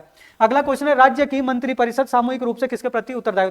भाई राज्य सरकार की जो मंत्रिपरिषद है, जैसे हम देखें तो केंद्र की जो मंत्रिपरिषद होती है वो किसके प्रति उत्तरदायी होती है? लोकसभा के। लेकिन राज्य सरकार की जो मंत्रिपरिषद होगी तो लोकसभा के समान कौन है? राज्य में विधानसभा है। तो राज्य की मंत्रिपरिषद सामूहिक रूप से जो है विधानसभा के प्रति क्या हो जाएगी? उत्तरदायी हो जाएगी। तो सी इसका आंसर हो जाएगा। अगला क्वेश्चन है, उत्तर के विशाल मैदान के क्षेत्रों का उसके बनावट मिट्टी के आधार पर सही मिलान कीजिए। तो मिट्टी के बनावट के आधार पर देखो, बाबर क्षेत्र किससे बना हुआ है? तो बाबर क्षेत्र बना हुआ भाई कंकड़ पत्थर से। ठीक है, बाबर क्षेत्र कंकड़ पत्थर से बना, पहाड़ों से लाई गई मिट्टी और कंकड़ पत्थर जब आते हैं तो कंकड़ पत्थर पीछे छूट जाते हैं और उसी कंकड़ पत्थर से बाबर क्षेत्र का निर्माण होता है। और ये कृषि के लिए बिल्कुल भी उपजाऊ नहीं है। दूसरा तराई क्षेत्र आता है। तराई क्षेत्र रेत और चिकनी मिट्टी से निर्मित है और बाबर के दक्षिण में तराई क्षेत्र पड़ता है और ये कृषि के लिए सबसे ज्यादा क्या है? उपजाऊ है। ये भी आपका ठीक है। बांगर क्षेत्र जो है, बांगर क्षेत्र का जो निर्माण होता है वो प्राचीन जलोढ़ मिट्टी से होता है और ये ऊंचा क्षेत्र होता है, उठा हुआ क्षेत्र होता है। आप लोगों ने देखा होगा कि बांगर क्षेत्र जो है आपका, हम बोलते हैं बांगरू भाषा भी बोली जाती है। कहां पे बोली जाती है? हरियाणा में बोली जाती है। तो हरियाणा का जो उठा हुआ क्षेत्र है वो बांगर क्षेत्र है। और बांगर क्षेत्र को किसका निर्माण? इसका निर्माण हुआ प्राचीन जलोढ़ मिट्टी। जैसे जलोढ़ मिट्टी है तो उसने बहा के लाया होगा नदियों ने, धीरे धीरे मिट्टी जमा होते गई और ऊंचे क्षेत्र बने, तो इसी को बांगर क्षेत्र बोलते हैं। और ये भी मतलब ये कृषि के लिए ज्यादा उपजाऊ नहीं होता है। दूसरी बात है खादर क्षेत्र का निर्माण होता है नवीन जलोढ़ मिट्टी। ये सबसे डाउन वाला क्षेत्र होता है। यहाँ पे बाढ़ का खतरा जो है सबसे ज्यादा होता है खादर वाले क्षेत्र में। और इसका जो निर्माण होता है वो नवीन जलोढ़ मिट्टी का, क्योंकि पुरानी मिट्टी को बहा के ले जाती है नदी और फिर नई मिट्टी जो वहां पे छोड़ देते हैं, तो नई मिट्टी मतलब नवीन जलोढ़ मिट्टी से इसका निर्माण होता है। तो क्या हो जाएगा आपका? पहले का पहला, दूसरे का दूसरा, तीसरे का चौथा। पहले का पहला, दूसरे का दूसरा, तीसरे का चौथा, चौथे का तीसरा। तो आपका क्या हो जाएगा? डी आंसर हो जाएगा इसका। चलो अगला क्वेश्चन देखते हैं 84। सही विकल्प का चयन कीजिए। तो इनमें से जरा सही विकल्प छांटना भाई। देखो कौन सा सही विकल्प है। आम चुनाव के बाद प्रोटेम स्पीकर नवनिर्वाचित सदस्यों को शपथ दिलाता है। देखो जब भी हमारे देश में चुनाव होते हैं तो चुनाव, जब जैसे सांसद के चुनाव होते हैं तो सांसद के चुनाव के बाद जो राष्ट्रपति होते हैं, राष्ट्रपति की जिम्मेदारी होती है कि वो सभी संसद के सभी सदस्यों को शपथ दिलाए। लेकिन राष्ट्रपति उतने सदस्यों को शपथ नहीं दिला सकते, तो इसलिए राष्ट्रपति संसद के जितने भी सदस्य होते हैं उनमें से किसी एक को जो है प्रोटेम स्पीकर बनाते हैं। प्रोटेम स्पीकर का मतलब होता है अस्थायी अध्यक्ष, है ना, मतलब लोकसभा का अस्थायी अध्यक्ष। इसका प्रोटेम स्पीकर का मतलब क्या है कि लोकसभा का क्या है? ये अस्थायी अध्यक्ष।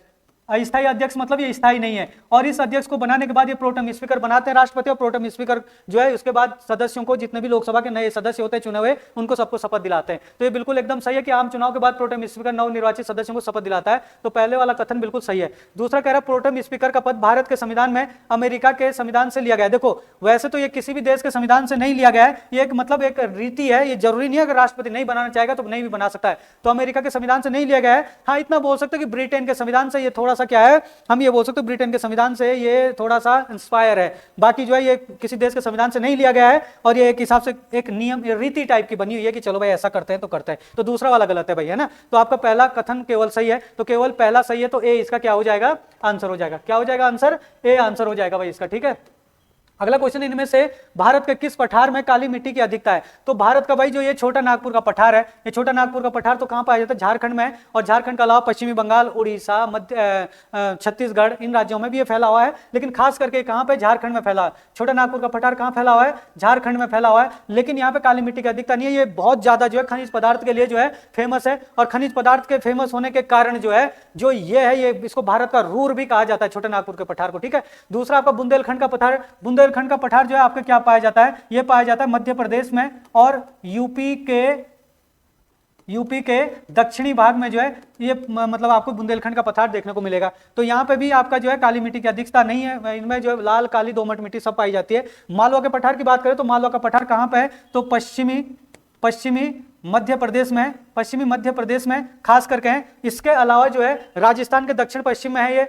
इसके अलावा महाराष्ट्र और गुजरात में भी ये स्थित है, ठीक है ना। बाकी मान लो कि पठार में काली मिट्टी की अधिकता पाई जाती है और सबसे ज्यादा काली मिट्टी यही होती है और काली मिट्टी कपास के लिए उपयुक्त होती है। और इन राज्यों में इसलिए गुजरात, महाराष्ट्र और पश्चिमी मध्य प्रदेश में काली मिट्टी बहुत, कपास की खेती बहुत होती है, क्योंकि वहाँ काली मिट्टी जो है सबसे ज्यादा मतलब पाई जाती है। और अगर बघेलखंड की बात करें तो बघेलखंड जो है कहाँ पे है, तो बघेलखंड का जो पठार है ये आपका किस राज्य में स्थित है, तो ये आपका जो है छत्तीसगढ़ और मध्य प्रदेश में स्थित है। कहां पे? छत्तीसगढ़ और मध्य प्रदेश में स्थित है, ठीक है। तो इसका आंसर सी हो जाएगा भाई। चलो अगला क्वेश्चन देखते हैं। अगला क्वेश्चन है, किस संविधान संशोधन के तहत संसद को संविधान के किसी भी हिस्से में संशोधन करने की शक्ति प्राप्त हुई है? तो देखो भाई, आपका ध्यान रखना, आप लोग ये 24वां संवैधानिक संशोधन है। 1971 में ये 24वां संवैधानिक संशोधन जो है लाया गया था, और ये 1971 में 24वां संवैधानिक संशोधन लाया गया था। इसी संवैधानिक संशोधन में प्रावधान था कि संविधान में संशोधन के तहत जो है क्या है आपका, आप संसद को संसद के में क्या है, संसद के किसी भी हिस्से में संशोधन कर सकते हैं, और मूल अधिकार भी इसके साथ साथ इसमें क्या आ जाएगा, मूल अधिकार जो मूल अधिकार में भी क्या है संशोधन किया जा सकता है, किसके द्वारा? संसद के द्वारा, ठीक है। तो बी इसका आंसर हो जाएगा। अगला क्वेश्चन, इनमें से भारत को किस क्षेत्र तक सीमा शुल्क के वित्तीय अधिकार है? देखो मतलब भारत का समुद्र में अगर हम बात करें, तो अगर हम समुद्र में बात करें तो भारत का जैसे ये वाला एरिया है ना, तो ये वाला एरिया है, तो अगर हम यहां से नापेंगे तो यहां पे जो क्या होता है, अगर आप नाप करोगे समुद्र में, तो समुद्र में जो प्रादेशिक समुद्री सीमा होती है वो 12 मील की दूरी तक होती है। कितने मील की दूरी तक होती है? 12 मील की दूरी तक होती है। और यहाँ पे भारत को हर प्रकार के अधिकार है, ठीक है ना, हर प्रकार के अधिकार है। दूसरी बात, संलग्न क्षेत्र या अभिचिन क्षेत्र होता है, ये 24, यहां से जो है 24 मील की दूरी तक का एरिया होता है। यहां से जो दूरी होगी 24 मील की दूरी तक की, वो आपकी क्या हो जाएगी, संलग्न क्षेत्र या अभिचिन मंडल कहलाता है। और इस अभिचिन मंडल में जो भारत को क्या है, साफ सफाई के जो है अधिकार और सीमा शुल्क के अधिकार है, सीमा शुल्क के वित्तीय अधिकार है। जैसे दूसरा देश क्या है, हमारे देश में कुछ लाता है इसके अंदर, तो सीमा शुल्क लिया जाएगा, है ना। तो ये आपका जो है बी इसका आंसर है। अगर अनन्य आर्थिक क्षेत्र की बात करें, तो अनन्य आर्थिक क्षेत्र जो यहाँ से कुल मिला के 200 मील की दूरी तक का जो क्षेत्र होता है, यहाँ पे भारत को क्या है, नए द्वीप स्थापित करने का अधिकार है, मछली पकड़ने का अधिकार है, तेल निकालने का अधिकार है। तो ये आपका अभिचिन अनन्य आर्थिक क्षेत्र या विशेष आर्थिक क्षेत्र में है। तीसरा आपका देखो तो उच्च सागरीय विस्तार क्या होता है, तो 200 मीटर की दूर से अधिक का जो क्षेत्र होता है, 200 मील से दूर के अधिक का क्षेत्र होता है, वो कहलाता है आपका उच्च सागरीय विस्तार। और उच्च सागरीय विस्तार जो होता है ये क्या हो गया आपका, 200 मील से अधिक, है ना। और ये हो गया आपका 200 मील तक, 200 मील तक का एरिया। और यहाँ पे जो सभी देशों को 200 मील से अधिक जो है सभी देशों को एक समान अधिकार होता है, ठीक है। तो बी इसका आंसर हो जाएगा भाई, ठीक है। अगला क्वेश्चन देखते हैं, किस पर्वतीय स्थल को सतपुड़ा की रानी कहा जाता है? देखो किस पर्वत स्थल को सतपुड़ा की रानी कहा जाता है? वैसे तो सतपुड़ा की सबसे ऊंची चोटी आपने देखा होगा धूपगढ़ी है, और धूपगढ़ी जो सतपुड़ा की सबसे ऊंची चोटी है, तो वहीं पे सतपुड़ा में क्या है आपका पंचमढ़ी पड़ता है। ये सतपुड़ा का एकमात्र क्या है, एक मतलब आप पर्यटक स्थल बोल सकते हो, पर्यटक स्थल है। जैसे मसूरी पर्यटक स्थल है उत्तराखंड में, और मसूरी के अलावा और भी है बहुत सारे स्थल, लेकिन यहाँ पे एकमात्र ये पर्यटक स्थल है जो बहुत फेमस है, पंचमढ़ी। और इस पंचमढ़ी को क्या कहा जाता है, सतपुड़ा की रानी भी कहा जाता है। तो यही आपका आंसर हो जाएगा, ए आपका सही आंसर हो जाएगा, ठीक है। अगला क्वेश्चन है, राष्ट्रीय समुद्री विज्ञान संस्थान कहाँ है? देखो भाई, राष्ट्रीय समुद्री विज्ञान संस्थान कहाँ है, तो राष्ट्रीय समुद्री विज्ञान संस्थान जो है गोवा में है। और इसकी स्थापना पूछी जा सकती है, इसकी स्थापना कब हुई थी, तो 1966 में इसकी क्या है स्थापना हुई थी। तो याद रखना, राष्ट्रीय समुद्री विज्ञान संस्थान की स्थापना 1966 में हुई थी, और ये गोवा में स्थित है, बहुत महत्वपूर्ण है। अगला क्वेश्चन देखते हैं,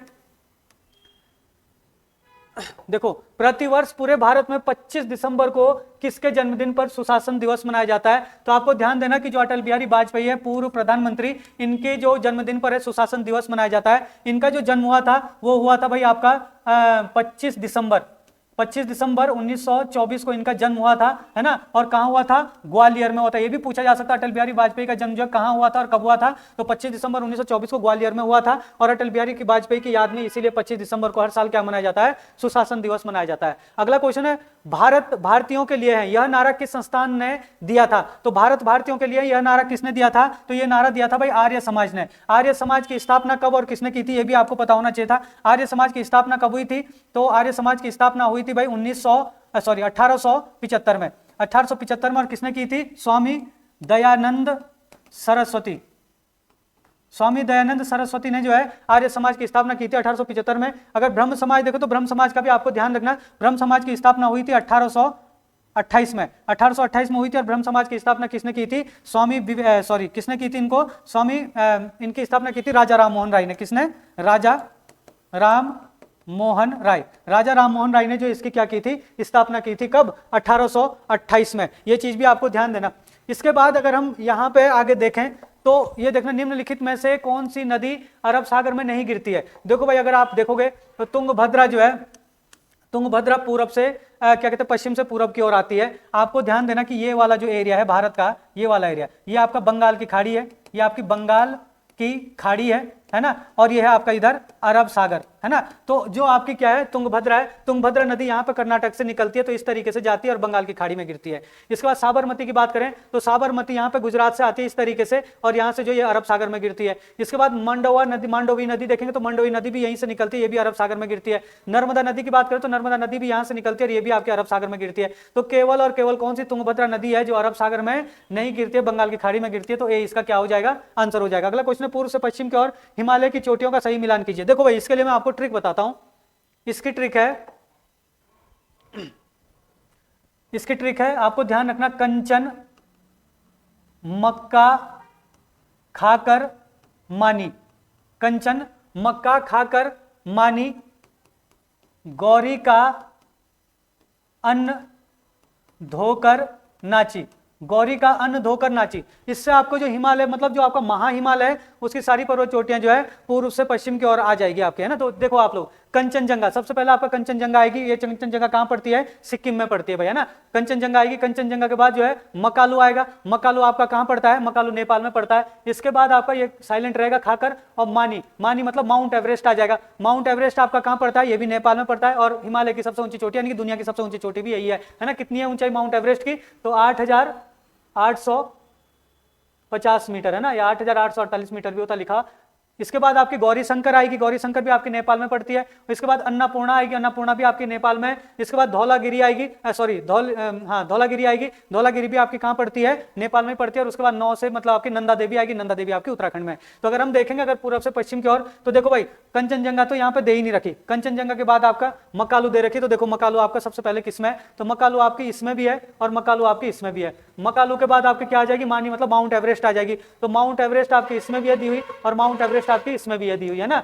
इसके बाद आपकी क्या आ जाएगा, गौरी शंकर आ जाएगी। तो गौरी शंकर आपकी इसमें, लेकिन यहाँ पर अन्नपूर्णा हो जाएगी। गौरी शंकर के बाद अन्नपूर्णा आ जाएगी, अन्नपूर्णा आ जाएगी, है ना। तो आपका क्या हो जाएगा, ये आपका क्या हो जाएगा, आंसर हो जाएगा। ठीक है, पूर्व से पश्चिम की ओर हिमालय की चोटियों का क्रम है ये। अगला क्वेश्चन है यहाँ पे, इनमें से कौन सी पर्वत श्रेणी लघु हिमालय के अंतर्गत आती है। कौन सी पर्वत श्रेणी लघु हिमालय के अंतर्गत आती है भाई, ध्यान देना। मोरनी हिल्स कहाँ पे है, हरियाणा में है ना। और शिमला की पहाड़ियां कहाँ पे है, हिमाचल प्रदेश में। ये दोनों के दोनों ही पर्वत श्रेणियां जो किसके अंतर्गत आती है, शिवालिक श्रेणियों के अंतर्गत आती है। शिवालिक श्रेणियों के अंतर्गत, या फिर आप बोल सकते हो वाया हिमालय के अंतर्गत आती है। पीर पंजाल श्रेणी कहाँ पे है, तो ये भी हिमाचल प्रदेश में है और जम्मू कश्मीर में भी फैली है। और चक्राता की श्रेणियां कहाँ पे, आपके उत्तराखंड के जौनसार वाले क्षेत्र में। तो ये दोनों के दोनों ही पर्वत श्रेणियां जो है किसमें आती है, लघु हिमालय के अंतर्गत आती है। तो बी इसका आंसर हो जाएगा। लेकिन अगर आप सी ऑप्शन देखोगे, कैलाश पर्वत श्रेणी और जासकर श्रेणी, कैलाश और जासकर किसमें आती है आपकी, ये आती है आपकी ट्रांस हिमालय में। कहाँ आती है, ट्रांस हिमालय में। कैलाश पर्वत श्रेणी जो आपकी कहाँ पे, तिब्बत में है। और जासकर श्रेणी आपकी कहाँ पे है, जासकर श्रेणी जो है आपकी दक्षिण में जो है आपकी जो क्या आपका बहुत लंबी फैली है, आपकी हिमाचल प्रदेश हो गया और जम्मू कश्मीर हो गया, पाकिस्तान तक जो है फैली है। इसकी सबसे ऊंची चोटी जो है नंगा पर्वत है, नंगा पर्वत है ना, सबसे पश्चिम में पड़ता है जो पाकिस्तान वाले एरिया में। चलो ठीक है, ये आपका आंसर हो जाएगा क्या, बी आंसर हो जाएगा। चलो अगला क्वेश्चन है, किस राज्य सरकार ने नेपाल, भूटान और तिब्बत के नागरिकों के लिए विवाह पंजीकरण को आसान बनाने के लिए समान नागरिक संहिता यूसीसी संशोधन को मंजूरी दी है। तो याद रखना ये किसने दी है, उत्तराखंड ने मंजूरी दी है। तो आपके लिए जो है क्वेश्चन है, आपको बताना है कि जो उत्तराखंड में यूसीसी कब लागू हुई, ये कब लागू हुई भाई, ये प्रश्न आपसे है। तो आप इसका जो है कमेंट बॉक्स में जरूर आंसर बताना, यूसीसी उत्तराखंड में कब लागू हुई है। और यही जो है भारत, नेपाल, भूटान और तिब्बत को नागरिकों के लिए विवाह पंजीकरण को आसान बनाने के लिए उत्तराखंड ने जो है मंजूरी दी है, संशोधन को मंजूरी दी है। तो ये आपका ए आंसर हो जाएगा। अगला क्वेश्चन है यहाँ पे, निम्नलिखित में से ऑप्टिकल मेमोरी है। देखो ऑप्टिकल मेमोरी क्या होती है भाई, ये एक मतलब स्टोरेज मेमोरी है, स्टोरेज मेमोरी है, स्टोरेज मेमोरी है। और ये क्या करती है, जो डाटा होता है ना, डाटा को स्टोर करने के लिए, डाटा को मतलब डाटा को पढ़ने और लिखने के लिए, डाटा को पढ़ने और लिखने के लिए क्या करता है, ये लेजर लाइट का प्रयोग करता है ना। तो ऑप्टिकल मेमोरी लेजर लाइट का प्रयोग करता है। तो इनमें से जो सीडी रोम है ये लेजर लाइट का प्रयोग करता है, मेमोरी को रखता है, डाटा को रखता है और डाटा को पढ़ने और लिखने के लिए लेजर लाइट का प्रयोग करता है। तो सीडी रोम ही क्या है, आपका ऑप्टिकल मेमोरी है। ठीक है, चलो अगला क्वेश्चन है, महामना वांग्यम नामक पुस्तक का दूसरा संस्करण नई दिल्ली में किसके द्वारा जारी किया गया। तो ये आपको याद रखना है, महामना कौन होता है, मदन मोहन मालवीय जी। महामना मदन मोहन मालवीय जी का पूरा नाम है महामना मदन मोहन मालवीय जी। क्या है इनका पूरा नाम, महामना मदन मोहन मालवीय, है ना। ये जो है मालवीय जी का क्या है पूरा नाम, और इनके ऊपर महामना वांग्यम पुस्तक जो है लिखी गई है। और इसका जो दूसरा संस्करण है वो दिल्ली में सीपी राधाकृष्णन ने क्या किया, सीपी राधाकृष्णन द्वारा जो है लॉन्च किया गया है। तो ए इसका आंसर हो जाएगा।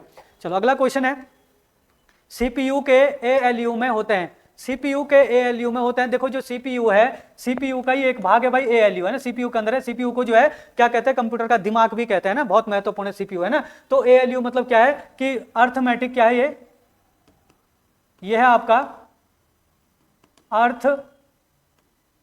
अर्थमेटिक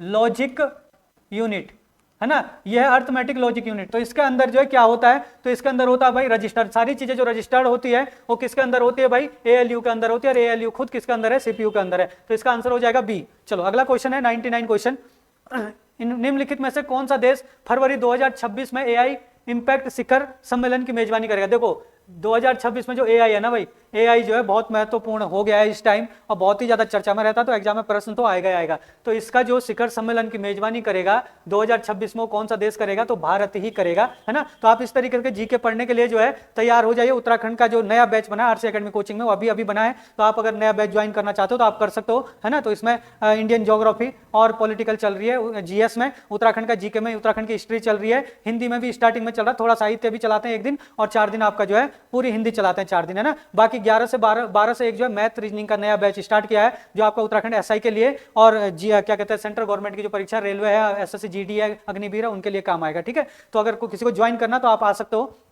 और लास्ट क्वेश्चन है भाई हमारा, निम्नलिखित में से किस राज्य सरकार ने घोषणा की है कि वह 8 मार्च तक सभी सरकारी और प्राथमिक विद्यालयों में लड़कियों के शौचालय उपलब्ध कराएगी। पहले तो ये देखो कि 8 मार्च ही क्यों रखा है। 8 मार्च को क्या मनाया जाता है भाई, 8 मार्च को अंतर्राष्ट्रीय महिला दिवस मनाया जाता है, और इसीलिए जो है महिलाओं से संबंधित क्या किया गया है, उत्तराखंड सरकार ने 8 मार्च तक के लिए घोषणा की है कि 8 मार्च तक जितने भी प्राथमिक और माध्यमिक विद्यालय हैं उनमें लड़कियों के शौचालय को जो है लड़कियों के लिए अलग से शौचालय उपलब्ध कराया जाएगा। तो डी इसका आंसर हो जाएगा। तो चलो आज के लिए इतना ही, इसके बाद मिलते हैं क्या कहते हैं अगले हफ्ते प्रैक्टिस सेट में। बाकी उससे पहले डेली हमारी एक क्लास आती है, जीएस की आती है, कभी उत्तराखंड की आती है, तो एक दिन मतलब डेली कोई ना कोई क्लास आती है या फिर शॉर्ट वीडियो आती है यूट्यूब पर, तो आप जो है इसको जरूर देखिए, है ना। तो सब्सक्राइब कर देना, बेल आइकन को भी दबा देना ताकि आपका नोटिफिकेशन आते रहे, है ना, क्योंकि हम जो वीडियो को शेयर नहीं करते हैं, ठीक है। तो आपके पास अपने आप ही नोटिफिकेशन आ जाएगा। चलो।